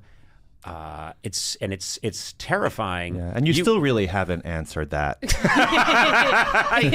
be fair, it's funny. I have not, and that's how it feels to me all the time. And it's funny because I had I was talking to a bunch of young kids that came in to our studio before we wrapped things up, and I remembered one of them. They all asked questions, and one of them said, "When do you stop being nervous and worrying about? When does that stop?" And I said, "Oh, do I have bad news for you?" Yeah, and seriously. This woman was like 19 or 20, and I was telling her, "It never stops." Yeah. And she looked a little horrified. You told her the exact wrong thing. I told her the truth. Right thing. I told her the truth. Exactly what she didn't want to hear. She isn't even going to try in show business. She's an orthopedic surgeon now, and making a lot more money. But I know that early on, you did have people that saw something. I know Joan Rivers saw something in you early on, and she really encouraged you, right? Yeah, she was the greatest. My first real TV job was a pilot for Bravo that did not get picked up because in 2006, if you were gay and wanted to be on TV, they shipped you off to Bravo. Literally, it was like an LGBTQ orphanage. It was like, you're talented, but you're a gay man. I just picture them shoving you into a giant FedEx tube and then putting Bravo on it, and dropping it in the mail. That's literally, and it was so odd because I was on stage in New York doing, this sort of Billy on the Street style persona, which I eventually, captured in the videos that we did. But that started on stage, so it was this very absurdist, subversive thing that I was doing. It was not Bravo. Right. But simply because I was gay, they were like, all right, well, maybe Bravo will do something with you. That was always the answer at the time, which is very funny, but also when you think about it, kind of fucked up, you know? Right. I remember pitching a few shows to Comedy Central at the time, and the shows revolved around me. So, they would revolve around a gay man. One was a scripted show. One was Billy on the Street, I think. Mm-hmm. And what was said to my face was, well, you're brilliant. We think you're hilarious. We obviously can't do that here, but I think if you go to Bravo, you'll have a home run. Yeah. Like, someone said that to my face, thinking that was like a helpful thing. Mm-hmm. And then years later, he actually apologized for it after I was successful.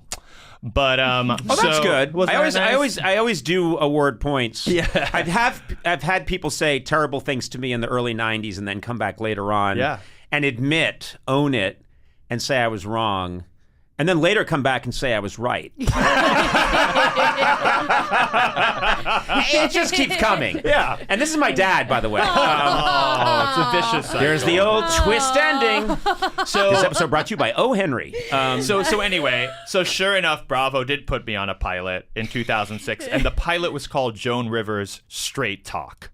And the idea was it was a primetime version of The View, but instead of Barbara Walters and 4 different types of women, it was going to be Joan Rivers and 4 different types of gay men talking about pop culture and politics, a panel show, basically. And they cast me on the pilot, so Joan came to my live show. You know, I auditioned for it, and she really liked me, and then she came to check me out on my live show, and she really just loved what I did. She really got me. Yeah. And we did that pilot. Andy Cohen was on that pilot before he had his own show. He was on the panel. LZ Granderson, who's a sports columnist, I believe, and broadcaster, and another guy. And it didn't get picked up, unfortunately, but it was an amazing experience. And I got close with Andy Cohen, who's still a good friend, and I got really close with Joan. Mm-hmm. And she really became like a mentor to me. I mean, I could go on and on about how insanely supportive she was for no reason. The pilot didn't get picked up. She had no reason to deal with me. And yet she really was so helpful. Joan, this was a few years before Joan had her resurgence, if you remember. And, Joan had been blacklisted from a lot of the late night talk shows. Like, we know this story, and she hadn't done The Tonight Show in many years, and Letterman hadn't had her on in many years. Just to refresh people's memory who don't know, it was because she had been a huge star as a guest on Johnny Carson. Guest host. That's what I mean, a guest host. Yeah. That was appointment television when Joan Rivers was going to host The Tonight Show and Johnny Carson was taking a break. And we're going way back into the 80s, but it was an event because she took the oxygen out of the room. She was so funny. And it was a huge event. And then she went on to do her own show, and that was seen as a betrayal. Yeah, she did one of the first shows on Fox. Yeah. Right when Fox started, she did her own late night show. Johnny wasn't leaving the show, his own show at that point. So Joan went and did her own show, and he got extremely mad and basically had her blacklisted from late night TV for the rest of her career up until, I don't know, like 10 years before she died. And so she did have a career resurgence, though, and Letterman did have her back on, and Fallon had her on The Tonight Show for the first time in many years. Kimmel had her on, and no one knew who I was at that point. And Joan told me, she said, I'm about to do all the late night shows for the first time in decades. Put your Billy on the Street videos, put some of your favorite ones on a DVD, and make copies and leave them at my apartment, and I am going to bring the producers of all of those shows your DVD and tell them, you have to know this Billy Eichner guy, watch these videos. She had been blacklisted from late night talk shows, which was so heartbreaking to her, for decades. And on her first time back making the rounds, she reached out to me and said, I'm going to drop off your DVDs and let these people know who you are. And years later, after she died, when I ended up doing Letterman myself and doing Kimmel myself, I remember the showrunners at those shows said, you know what's so funny? A few years ago, Joan Rivers was here and dropped off DVDs of you and told us about you before we knew who you were. And which is just an incredible thing to do. It was so generous. Well, it's clearly she, I mean, first of all, this is someone who knew talent. She had, I mean, her own story is so incredible. Yeah. And what she had to put up with and what she had to overcome. But then, you know, there are people who are very passionate about how it should work. And when they see someone who's good, they really feel compelled to get the word out on them, which is a great quality and not always common. There's plenty of people who see other talented people and say, you know, maybe feel threatened by them or think, well, that's not my issue. That's not my problem. Yeah. I've spent a whole career trying to crush young talent. Yeah. And you have. I've famously. successfully. There's so many very talented young people that have never made it because of me. That's right. And this was just me feeling insecure, and I don't regret it. It was part of your strategy. It was part of my strategy, and it helped elevate me to crush them. Congratulations. Thank you. Yeah. Thank you. You did it. Yeah, so many people, you'll never, ever see them. Never know who they are. Yeah. I tried to crush you many times, remember? Good luck, asshole. Here I am, in spite of you. In spite of you and the Velociraptors and Sonic the Hedgehog and the guy who ran Comedy Central and BJ Novak, I'm still here. First time I saw Billy on the street, I was like, he's good. A little too good. He must be stopped. He must be stopped. And remember all those attempts on your life and you didn't know who was behind it? Yeah, that was me. That was you. Well, I'm honored, honestly. There's so many people out there that would look at you right now, coming out with this movie and having the career that you have, that would say, okay, Billy, how do I get where you are? How do I achieve what you've achieved? And one of the things that you've done that I'm a big believer is that you took control. There's so many people that say, well, I'm just going to put myself out there as an actor and I'm going to put my headshot out there and I'm going to go to auditions. And it's a very passive way to approach this business. And I was always comfortable with anything that where I could use some of my abilities to control the situation a little bit as a writer, as someone who could think of something for myself. And I look at you and I think you, with Billy on the Street, and because you existed at a time of, you know, social media, YouTube, you were able to create something yourself that gave you all these other opportunities. Yeah, for sure. I mean, I started out, you know, I went to Northwestern. I was a theater major. You know, I just wanted to be kind of a typical actor. I never even thought of myself as a writer or a comedian. Then I got to New York. I grew up in New York, and then after college, went back to New York to start my career, quote unquote. And, you know, there's millions of people trying to be actors. And I realized very early on that if I just stood in line waiting at this open call with hundreds of other actors for like the regional tour of Brigadoon or whatever it was, which I didn't even want to do. Although shout out to everyone in the cast of the regional tour of Brigadoon. They're wonderful. I don't want to do what you're doing, but shout out. Yeah. I find the way you've spent your life a waste of time. That's not but what I here's said. your props. That is not what I said. But it's just not what I wanted to do. Yes, yeah. And a never-ending purgatory. No, I'm kidding. Please, this is on me now, not on you. No, seriously, I love the current touring cast of Brigadoon. No, I don't know if that's even touring right now. But I'm not here to talk about Brigadoon. Let me get this straight. So Billy's new movie is called Brigadoon. It's about a magical land. Wait a minute, I got that wrong. So I basically started to write for myself, and I was good at it. And I had a live stage show that I did in New York, which is where the Billy on the Street videos started. I would show those videos on a screen. This is before YouTube even existed. This is like 2004, 2005. But then an interesting thing happened where a lot of folks in the industry would come and they would acknowledge that I was talented, or that they thought I was funny, that the audience was laughing a lot, that I was unique, and this, that, and the other thing. But it was always, you know, we don't know what to do with you. Right. Or you're very New York. And a lot of times in both overt ways and subtle ways, I was sent the message that I was just too gay. Yeah. Right? I was being openly gay on stage. I was talking about gay sex. Now everyone's talking about gay sex. Right. But this is 2003, right? Even This is back when you were losing roles to dinosaurs. exactly. Dinosaurs were fucking on screen, but I wasn't allowed to. Okay. Brontosaurus on Stegosaurus was fine. Yeah, that was fine. A lot of fanboys jerking off to that. But two actual humans having sex, who happen to be men, was alienating. So that message was sent to me many times. But then what happened was the internet came along and I put my videos online, and after a little while they went viral and very viral.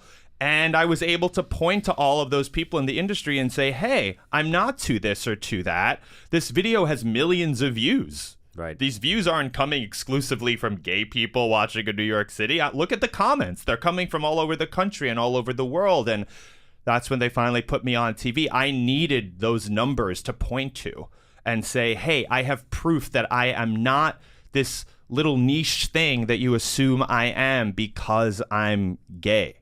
Do you ever think about, let's say somehow there's a wrinkle in time, and you're born in the 30s or whatever, you come of age in the 40s or 1950s, and you have all the talent and ability you have now, but there's no internet, there's no there's no YouTube, there's no way to you yourself take control. Do you know what you would have become? I don't know. I think about that all the time, and it's just, and that weighed really heavily on me during the movie. And if you see the movie, I don't want to give it away, but I do speak to this at one point. I'm 43 years old. So when the movie comes out, I'll be 44. So I'm kind of in this interesting midway point between a generation of LGBTQ people and gay men specifically who really saw the world change. Like when they grew up, it was such a repressed time. A lot of them probably can't even imagine the world that we live in today. Even though there are still problems and we're still fighting for our rights still, the evolution that has occurred is really remarkable, right? They lived through the AIDS epidemic. There's a lot to unpack there.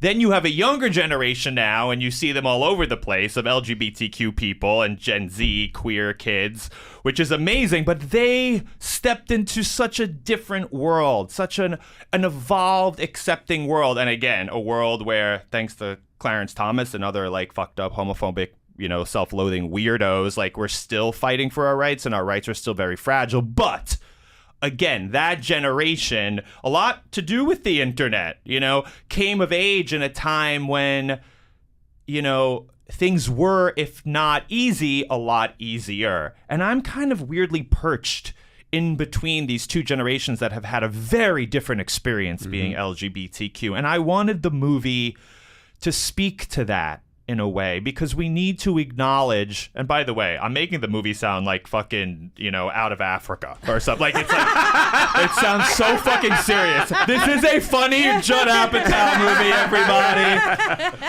It's dinosaurs, it's Sonic the Hedgehog, it's everything you want it to be.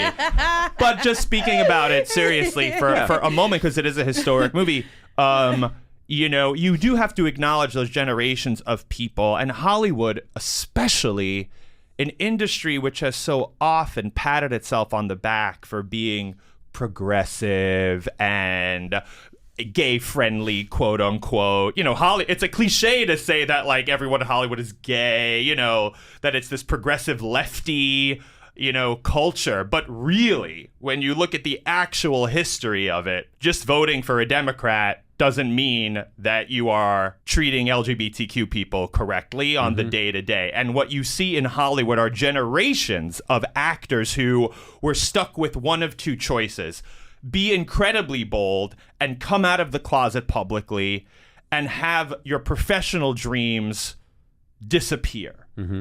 Because Hollywood did not give opportunities to people. They did not believe gay could play straight. They did not believe gay people that the majority of the audience wanted to see gay people at all. They made people uncomfortable. If you did get a role, it was horribly stereotypical. You were the butt of the joke, and that was for many years the best you were going to do. Right. Or you had to live some Rock Hudson style life, where if you wanted a big career as a movie star or TV star, especially if you wanted to play straight roles, which were the only roles that really existed at the time, you had to live this weird double life, pretend you were dating women publicly, and then secretly live your secret gay life that you were not supposed to talk about. You know, that you could go live in some weird gay enclave somewhere when no one was looking, when the cameras weren't on.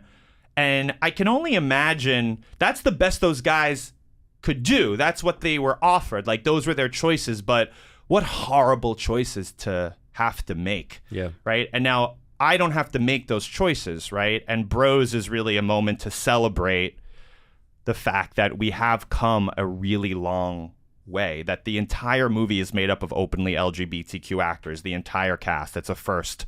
This movie is a first in many ways, and that's one of them. And that's, when you look at the history of it, you know, a 20-year-old queer kid now who may not know the history may say, oh, all right, well, I see gay people everywhere. They're all over my phone. They're all over TV. But if you know the history of Hollywood, especially major studio filmmaking, that is huge. That is a huge moment. It's very hard. I mean, and also, I think you're making the point, and I would agree that it's impossible to expect someone who's 20 or 22 today to completely understand, because they just haven't lived it. Yeah. But so much has changed. You know, I'm a good deal older than you, and I've just watched there be such a evolution in how people talk about, you know, not just the LGBTQ community, but race, class. So many things have evolved. Mm-hmm.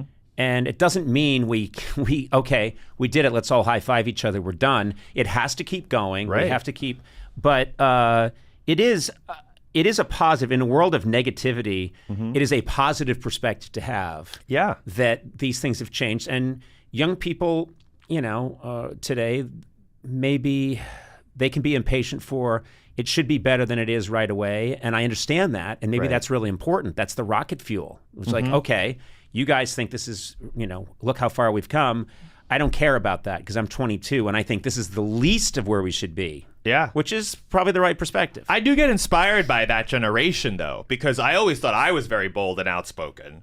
But they really push the boundaries, especially when it comes to sex and being very open about it, and queer sex and gay sex. And I sometimes see what's posted on Instagram from my younger gay friends, and I'm like, wow. Okay. Oh, so suddenly you're the old school marm. No, exactly. No, I'm like, I don't think that's appropriate at all. I'm like Mrs. Garrett all of a sudden. And they're like Tootie and Natalie running wild on roller skates throughout the house. And I'm like, girls, I don't know if this is okay.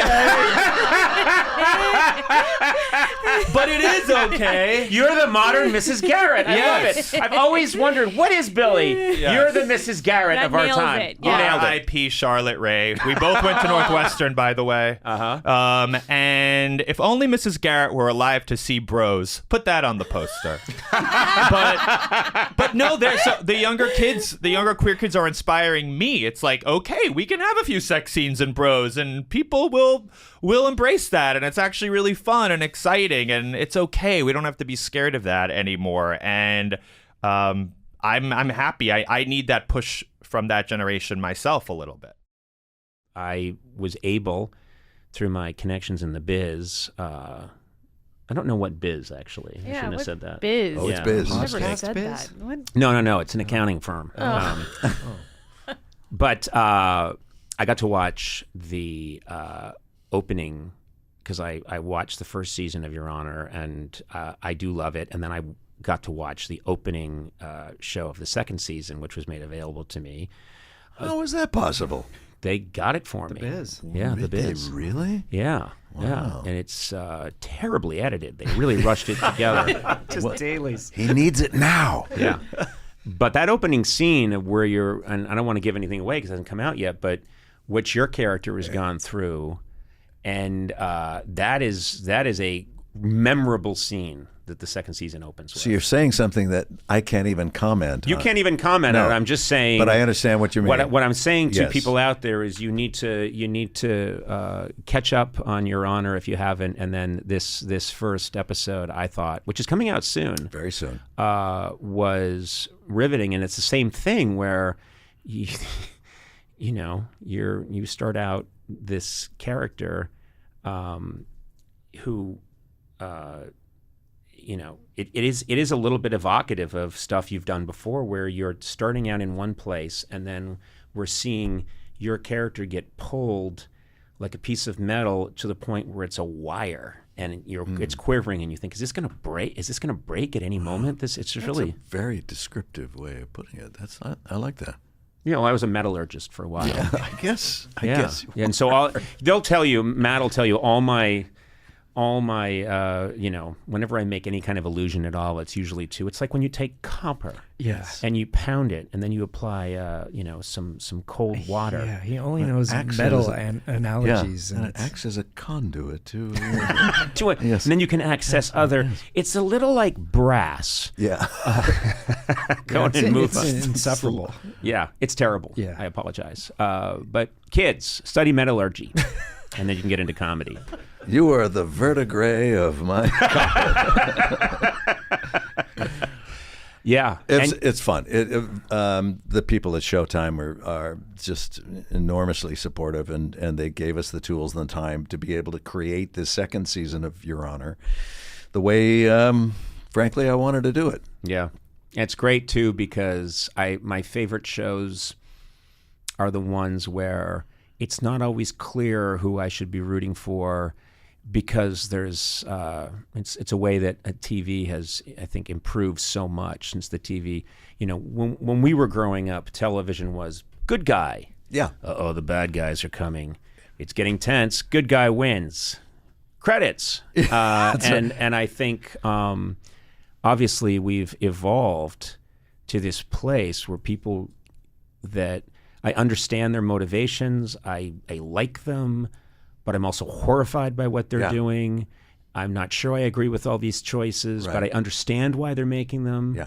And I think that we've come a long way since Happy Days. No knock against Happy Days, but the old formula was nothing can ever change. There's stasis. The Fonz is always the Fonz. That's right. Richie's always Richie. And this is how it is. Yeah. And that's the way people find comfort in that. And there are still procedurals that people do find very comfortable. They are presented with a problem that our hero is going to solve by the end of the episode, and they do. I don't particularly find that very entertaining because it's so kind of black and white. Yeah. But it's the serialized shows that go deep into it. And I think younger generation, the generation now that is coming up, graduate from college or whatever, they're far more sophisticated and they demand more in their entertainment. Yeah. And you cannot serve them the same old dish that they had before. They won't take it because there's so many options to them. Yeah. You have to rise to their level of expectations. And we were fed pablum in those days. It's like this is what you have. It's Hawaii Five-0. And it's that driving music, and it's like, oh, something exciting is going to happen, and then it doesn't, and it's like, oh, okay. Well, the other thing is, it was, I sound like a guy describing the Great Depression, but because I didn't, by no stretch of the imagination did I had a difficult childhood, but there were 3 networks, and so there was very little competition. They were all pretty much making the same stuff. And the third place network was making a fortune. I mean, there was no such thing as losing money because they were the only games. And there's ABC, there's CBS, there's NBC. And then it's quite a while later that like Fox shows up. But that was it. Yeah. And so you often watched things because the reception was pretty good. Yeah, that's exactly. I'm getting this channel in. It's pretty. What are you watching? Oh, it's a Catholic mass. That's right. You sure you don't want to? No, it looks good though. They're doing the communion ceremony, so let's check it out. But the things that we would watch just because it came in, and I take shit for this sometimes because I go after the show Chips, but when I watch one of those now. And I'm looking at all the logical flaws. I did an episode of that. Did you really? Of course I did. Who were you? And what did you do that needed the intervention of some motorcycle cops? I was a newlywed, and they don't give you much time to create a character. What? What are you talking about? You were Guy on hang glider. They said this newlywed Southern couple, and so I was talking like this. Yeah. I mean, big. You know, baby, come on, baby, let's drive fast. You know. I've got to see this episode. Oh yeah. And here's the scandal, is that the woman who played my betrothed was a woman, Kathy Shower, I believe, and I believe she was like a Playboy playmate or a penthouse pet or something like that. And boy, Eric Estrada was on her immediately, of course. And it's like, so I rarely saw her. It was like they were off. Whoa! It was like, Mr. Estrada, we're ready. In a minute. Oh, God bless the late 70s and early 80s. What a wonderful time. Oh, my God. I don't mean to imply that and impugn her integrity. No, as they a were going human over being. lines. Yes, Totally. that's right. That's hilarious. No, but I often use that as an example of that's TV where there's not much competition. That's how it always felt to me, meaning, what's happening this week? Well, there's some jewel thieves and they operate on the highway. Why would they? Don't ask. Yeah. And then the guys, rather than the FBI getting involved, because this is interstate commerce crime, we're going to ask these two motorcycle highway patrolmen to crack this ring. It's proximity. They're exactly. there. They're there. And so then the next week, they crack that, and then it always ends with the beginning of the show, because I ranted about this with Bill Burr on the podcast once, so I know I'm repeating myself, but I have to do this because you're here. It always starts with, there's a disco dance competition in the policemen's union. Ponch, you going to enter? Guys, I got to. Nah, you shouldn't do it, Ponch. Hey, wait a minute. It's time for the meeting. There's some jewel thieves on the highway. Ponch, John, get on it. They do that, and then at the end of the episode, they're slapping the cuffs. I can't believe you caught us. Hey, Ponch, you better get going. You're right. Well, you can't tell by the way I use my walk. I'm a woman. And Ponch dancing, and everyone's like, yeah! Freeze frame. Freeze frame, right. And then next week, there's going to be a hang gliding competition with a bunch of bikini-clad girls. Yeah. But first, someone's stealing Renoirs on the highway. But Bill gets mad. He's like, I love that show. And I'm like, no, Bill. Hi, my name is Bryan Cranston, and I feel stimulated about being. I just can't say it. I think you just couldn't get beyond stimulated. Yeah, once I said that. Once you said stimulated, the whole atmosphere in the room changed. Yeah, steamy. Yeah. Stimmy. It's a steamy, Stimmy stim. steamy stimulation for Bryan Cranston to be Conan O'Brien's friend. Yeah. I think that's Conan O'Brien's friend. That's where I stumbled. Oh. Cruel. No. Yeah, cruel and unnecessary. A man of your stature. No, because I haven't entered into the pantheon of that. My great friends. Brethren, yes. Like Sona and Matt. Yes. Wait, what does that mean? Well, I'm sorry. What? Towering figures? And we're not your friends. Let's be clear. Wow. You're paid to be my friends. Like a hooker. Oh, It's a similar What is relationship. happening? This is stimulating. Adam's like the pimp. And Yeah. it's true. God. I mean, it's it's the world's oldest profession. So I'm told. Yes, sweetheart. Never had any experience. You didn't. I did. You did? Yeah. Let's get into it. Bryan Cranston, you were with a lady of the evening once, huh? Yes, I was a virgin, and I was traveling with a bunch of friends in Europe. I was 16 years old. Good God. And it was the thing to do. And I was actually looking forward to it. And nervous as hell. Of course, I'm 16. Yeah. And a bunch of friends who we were out together, and it's like, we're going to do this. Let's go. And I go, yeah, sure, let's go. And I'm like, oh, God. And we go to this, the red light district in Salzburg, Austria. Whoa. Okay. And my two older friends, they were about a year and a half older than me. And they're going in, and I started to get cold feet, and I said, I don't think I brought enough money. I don't think I have enough Austrian francs to be able to make this transaction. Sure. And they both made their deals, and they went upstairs. And I said, no, I don't have the money, or trying to indicate in the universal language, Right. don't have it or whatever. And I sat down in the foyer, and then this woman came up to me, and everyone's older than you when you're 16. Yes. I could not tell you how old she was. She came up and she goes, indicated my pockets. I go, oh, no, see, and she said, yeah. And I went, no, see, I'll show you that I don't have enough. See, that's just not, this is nothing. This is not. And she grabbed the money and grabbed my hands and, like, Oh, my Lord. and I went, oh my God, this is happening, oh my God. And we go into this room. There's a single bed, there's a sink, and a trash can. That's it. Oh, Jesus. So I had this, Jail and she goes, she points to my clothes like, like this. She's preparing herself. Man, she really sets the mood. Oh doesn't my she? God. Yeah. My penis would be up inside my body at this point. It would have retracted into my left lung. Would have its little arms crossed. Oh, you are a woman. No, I swear. So then I had to stand up while taking my clothes off, and I put it on a hook, and she goes, come on. And I knew, it was like, oh my God, I was so nervous that I didn't really feel anything. I was just, my brain was on fire. And at one point, I thought, "Oh, I should touch her breast." Just one of them. It's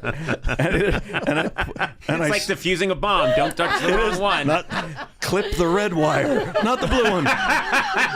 And it was like, which one should I touch? I don't know. And so I just touched one of her breasts, and all of a sudden, I just felt her hand slap mine. Wow! Oh. Sorry. Just she slapped my hand. Oh my God! To take my hand off her breast. Yeah, because that was out of bounds. You didn't pay enough. Yeah, exactly. Oh, that's true. That's exactly right. That's probably it. Like, I- no. You get this McDonald's meal, Yeah. but you don't get the extra large fries, and you don't get the shake. Right. Yeah, and there's no prize. Yeah. None. So the deed was done. Yeah. Yeah. Wow. 16. Yeah. And then of course, out I go. And my friends were coming down the stairs, and of course I was smoking my imaginary cigarette. How was yours? But I say that it's like it was a traumatic and a great, exhilarating, memorable experience, man. It was a seminal moment in a person's life when they lose their virginity. Mm-hmm. Yeah. I've been going back to Austria ever since. I know. Brian, I'm looking here. It says that you've shot your last 7 movies in Austria, in Salzburg. It's such a beautiful place, though, Conan. It really, and the exchange rate is really good. Very talented crews. Yeah, you're often seen with a now 110-year-old woman Listen, walking hand in hand in the marketplace. please don't address Heidi that way. She is very sensitive. Heidi Redbreast? I've seen her. Wow. Wow. You know what I loved about that? We were just starting to chat. Yeah. And I didn't get us there. There was some joke, and then We were called prostitutes. Yeah, which is a really funny joke. Yeah. And then Brian's just like, well, if you're going to drag it out of me. I was one of the Watergate co-conspirators. What?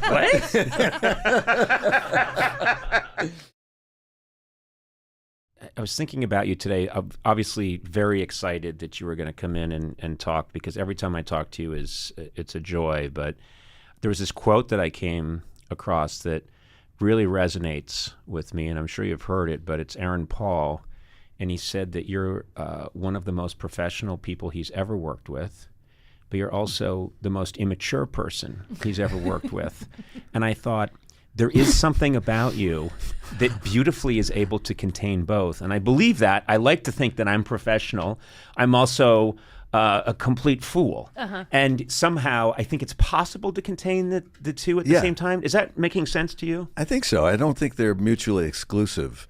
I think you can be sincere and have the things you want to set up in your life and enjoy it. Don't take it too seriously. Don't feel you're entitled to anything. You're very lucky. And I think if you flow with that, you get a chance to have fun and goof around. But I think, I think it depends on how you were raised and the principles that you stand by, I really do. I think it's, I tell actors all the time, get your personal life in order. If you really want to be an actor, you have to get your personal life in order so that you don't flake out. If you get your first job and you have a nice big paycheck, don't go blow it on something. Put it away so that the more it will sustain you. Later, so the longer you can be an actor, and make a living at it. That's so fascinating because I think there are probably a lot of young actors out there that think the other way. They think, there are people that think, in order to be a great artist, I must act like a maniac because the tail wags the dog. Well, it doesn't. No. You just need to be good at what you do, at your craft. You need to keep it together. But I think there are a lot of people that don't think that way. You know what I mean? That think, I'm in my 20s. I'm starting to make some money. Gravity is starting to lift. Everyone's treating me really nicely. It's time to fuck up. Well, it's like, especially with men. Men are just boys that can shave. Because wow, you really, I'm gonna take that one on the road. you really got to Sona on that one. Sona, how's the marriage? It's great. It's so funny. It was true because we're very we're stimulated physically. We see a car. Oh my God, look at that car. Yeah. We see a beautiful person, male or female. Is, oh wow, look at that. Look at these things. Look at the gadgets. And we sometimes act upon it. We look as a boy. Oh, I want that chocolate. I want that thing. And as men, you have to look at it and go, I want that chocolate, but if I grab that chocolate, I'm going to feel such and such after. I want that woman, but I am married and I need to not do that. You have to think of consequences behind every decision. That's basically the difference between a man and a boy. Yeah. It's funny because it feels, I know that I've known Bob Odenkirk forever, and he gives you a lot of credit for helping him when he was starting out in his role on Breaking Bad. And he said that you were very good at telling him, you gotta know your lines, you gotta hit your mark, you gotta do the work beforehand. And that was your introduction to acting for him, was you gotta get your shit together before you go out there. And it's, I've heard all kinds of stories over the years in this business, mostly behind the scenes, about very well-known actors that don't do that. They don't know their lines. You'd be surprised. Yes, and they're hanging out in their trailer for a while, and they're not just doing the work. And I think one of the times that we spoke, you had so much pride in the fact that you've been a working actor really your entire life, for the most part of your life, and that you have, and it's such a nice way to break it down, because we can all get existential about our career or where are we now. You're working, you're making things, you're paying your mortgage. It's a great way to, I think, kind of simplify it. Well, look, if you're lucky enough to be in a business that you love to do, a creative one, and you make a living, I don't want to hear a complaint out of you. Exactly. I don't want to hear that you have to be here at 6 o'clock in the morning. We're acting. Look at us. So every job that I work on where I lead the cast, I try to set that example so that I don't want to hear any complaints from anyone. There's enough artistic frustration within. A joke's not landing. This is not working. Oh, we need to recast because this didn't work out, or there's enough problems to deal with. You should not be dealing with any kind of problems of I don't want to be here that early, or how late do we have to stay, or some actors who don't want to be off camera for another actor. It's like I started that when I was really young. Jennifer O'Neill. Do you remember Jennifer O'Neill? Sure. Summer of 42. Beautiful, beautiful woman. And I was a guest star on a show that she did called Cover Up. Was it Cover Up? I think it was. And I had this big emotional scene. It was the denouement. It was here's what happened, and here's why it happened, and how it happened. And it's with her. And we came back from lunch, and the director said, Jennifer is still having lunch with someone in the commissary, so we'll just do your side of it now with the script supervisor reading it off camera. Right. And I said, this is a big scene. I wouldn't mind if it was just a couple little lines and not a big deal, not an emotional thing. But this is a big deal, so I don't think so. I don't think we should do that. Yeah. Wow.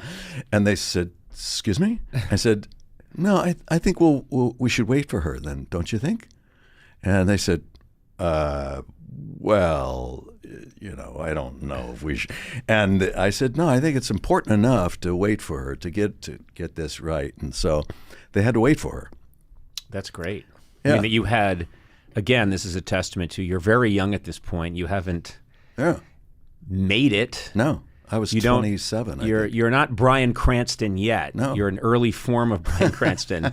You're the beta, and and to say that, because I haven't done much work in that world, but what little I've done, it's immediately clear that they shoot you in your scene where you're yelling at me, and then they turn around and they shoot me getting yelled at by you, and if you're out for that scene and they're just hanging a tennis ball there, saying pretend the tennis ball is Brian, it's very hard to do your thing. Not really, because that tennis ball probably gives you as much emotion as I would give you, and as much respect. I practiced this whole interview with a tennis ball, and it was good, wasn't it? Yeah, but we're not speaking anymore. Oh, yeah.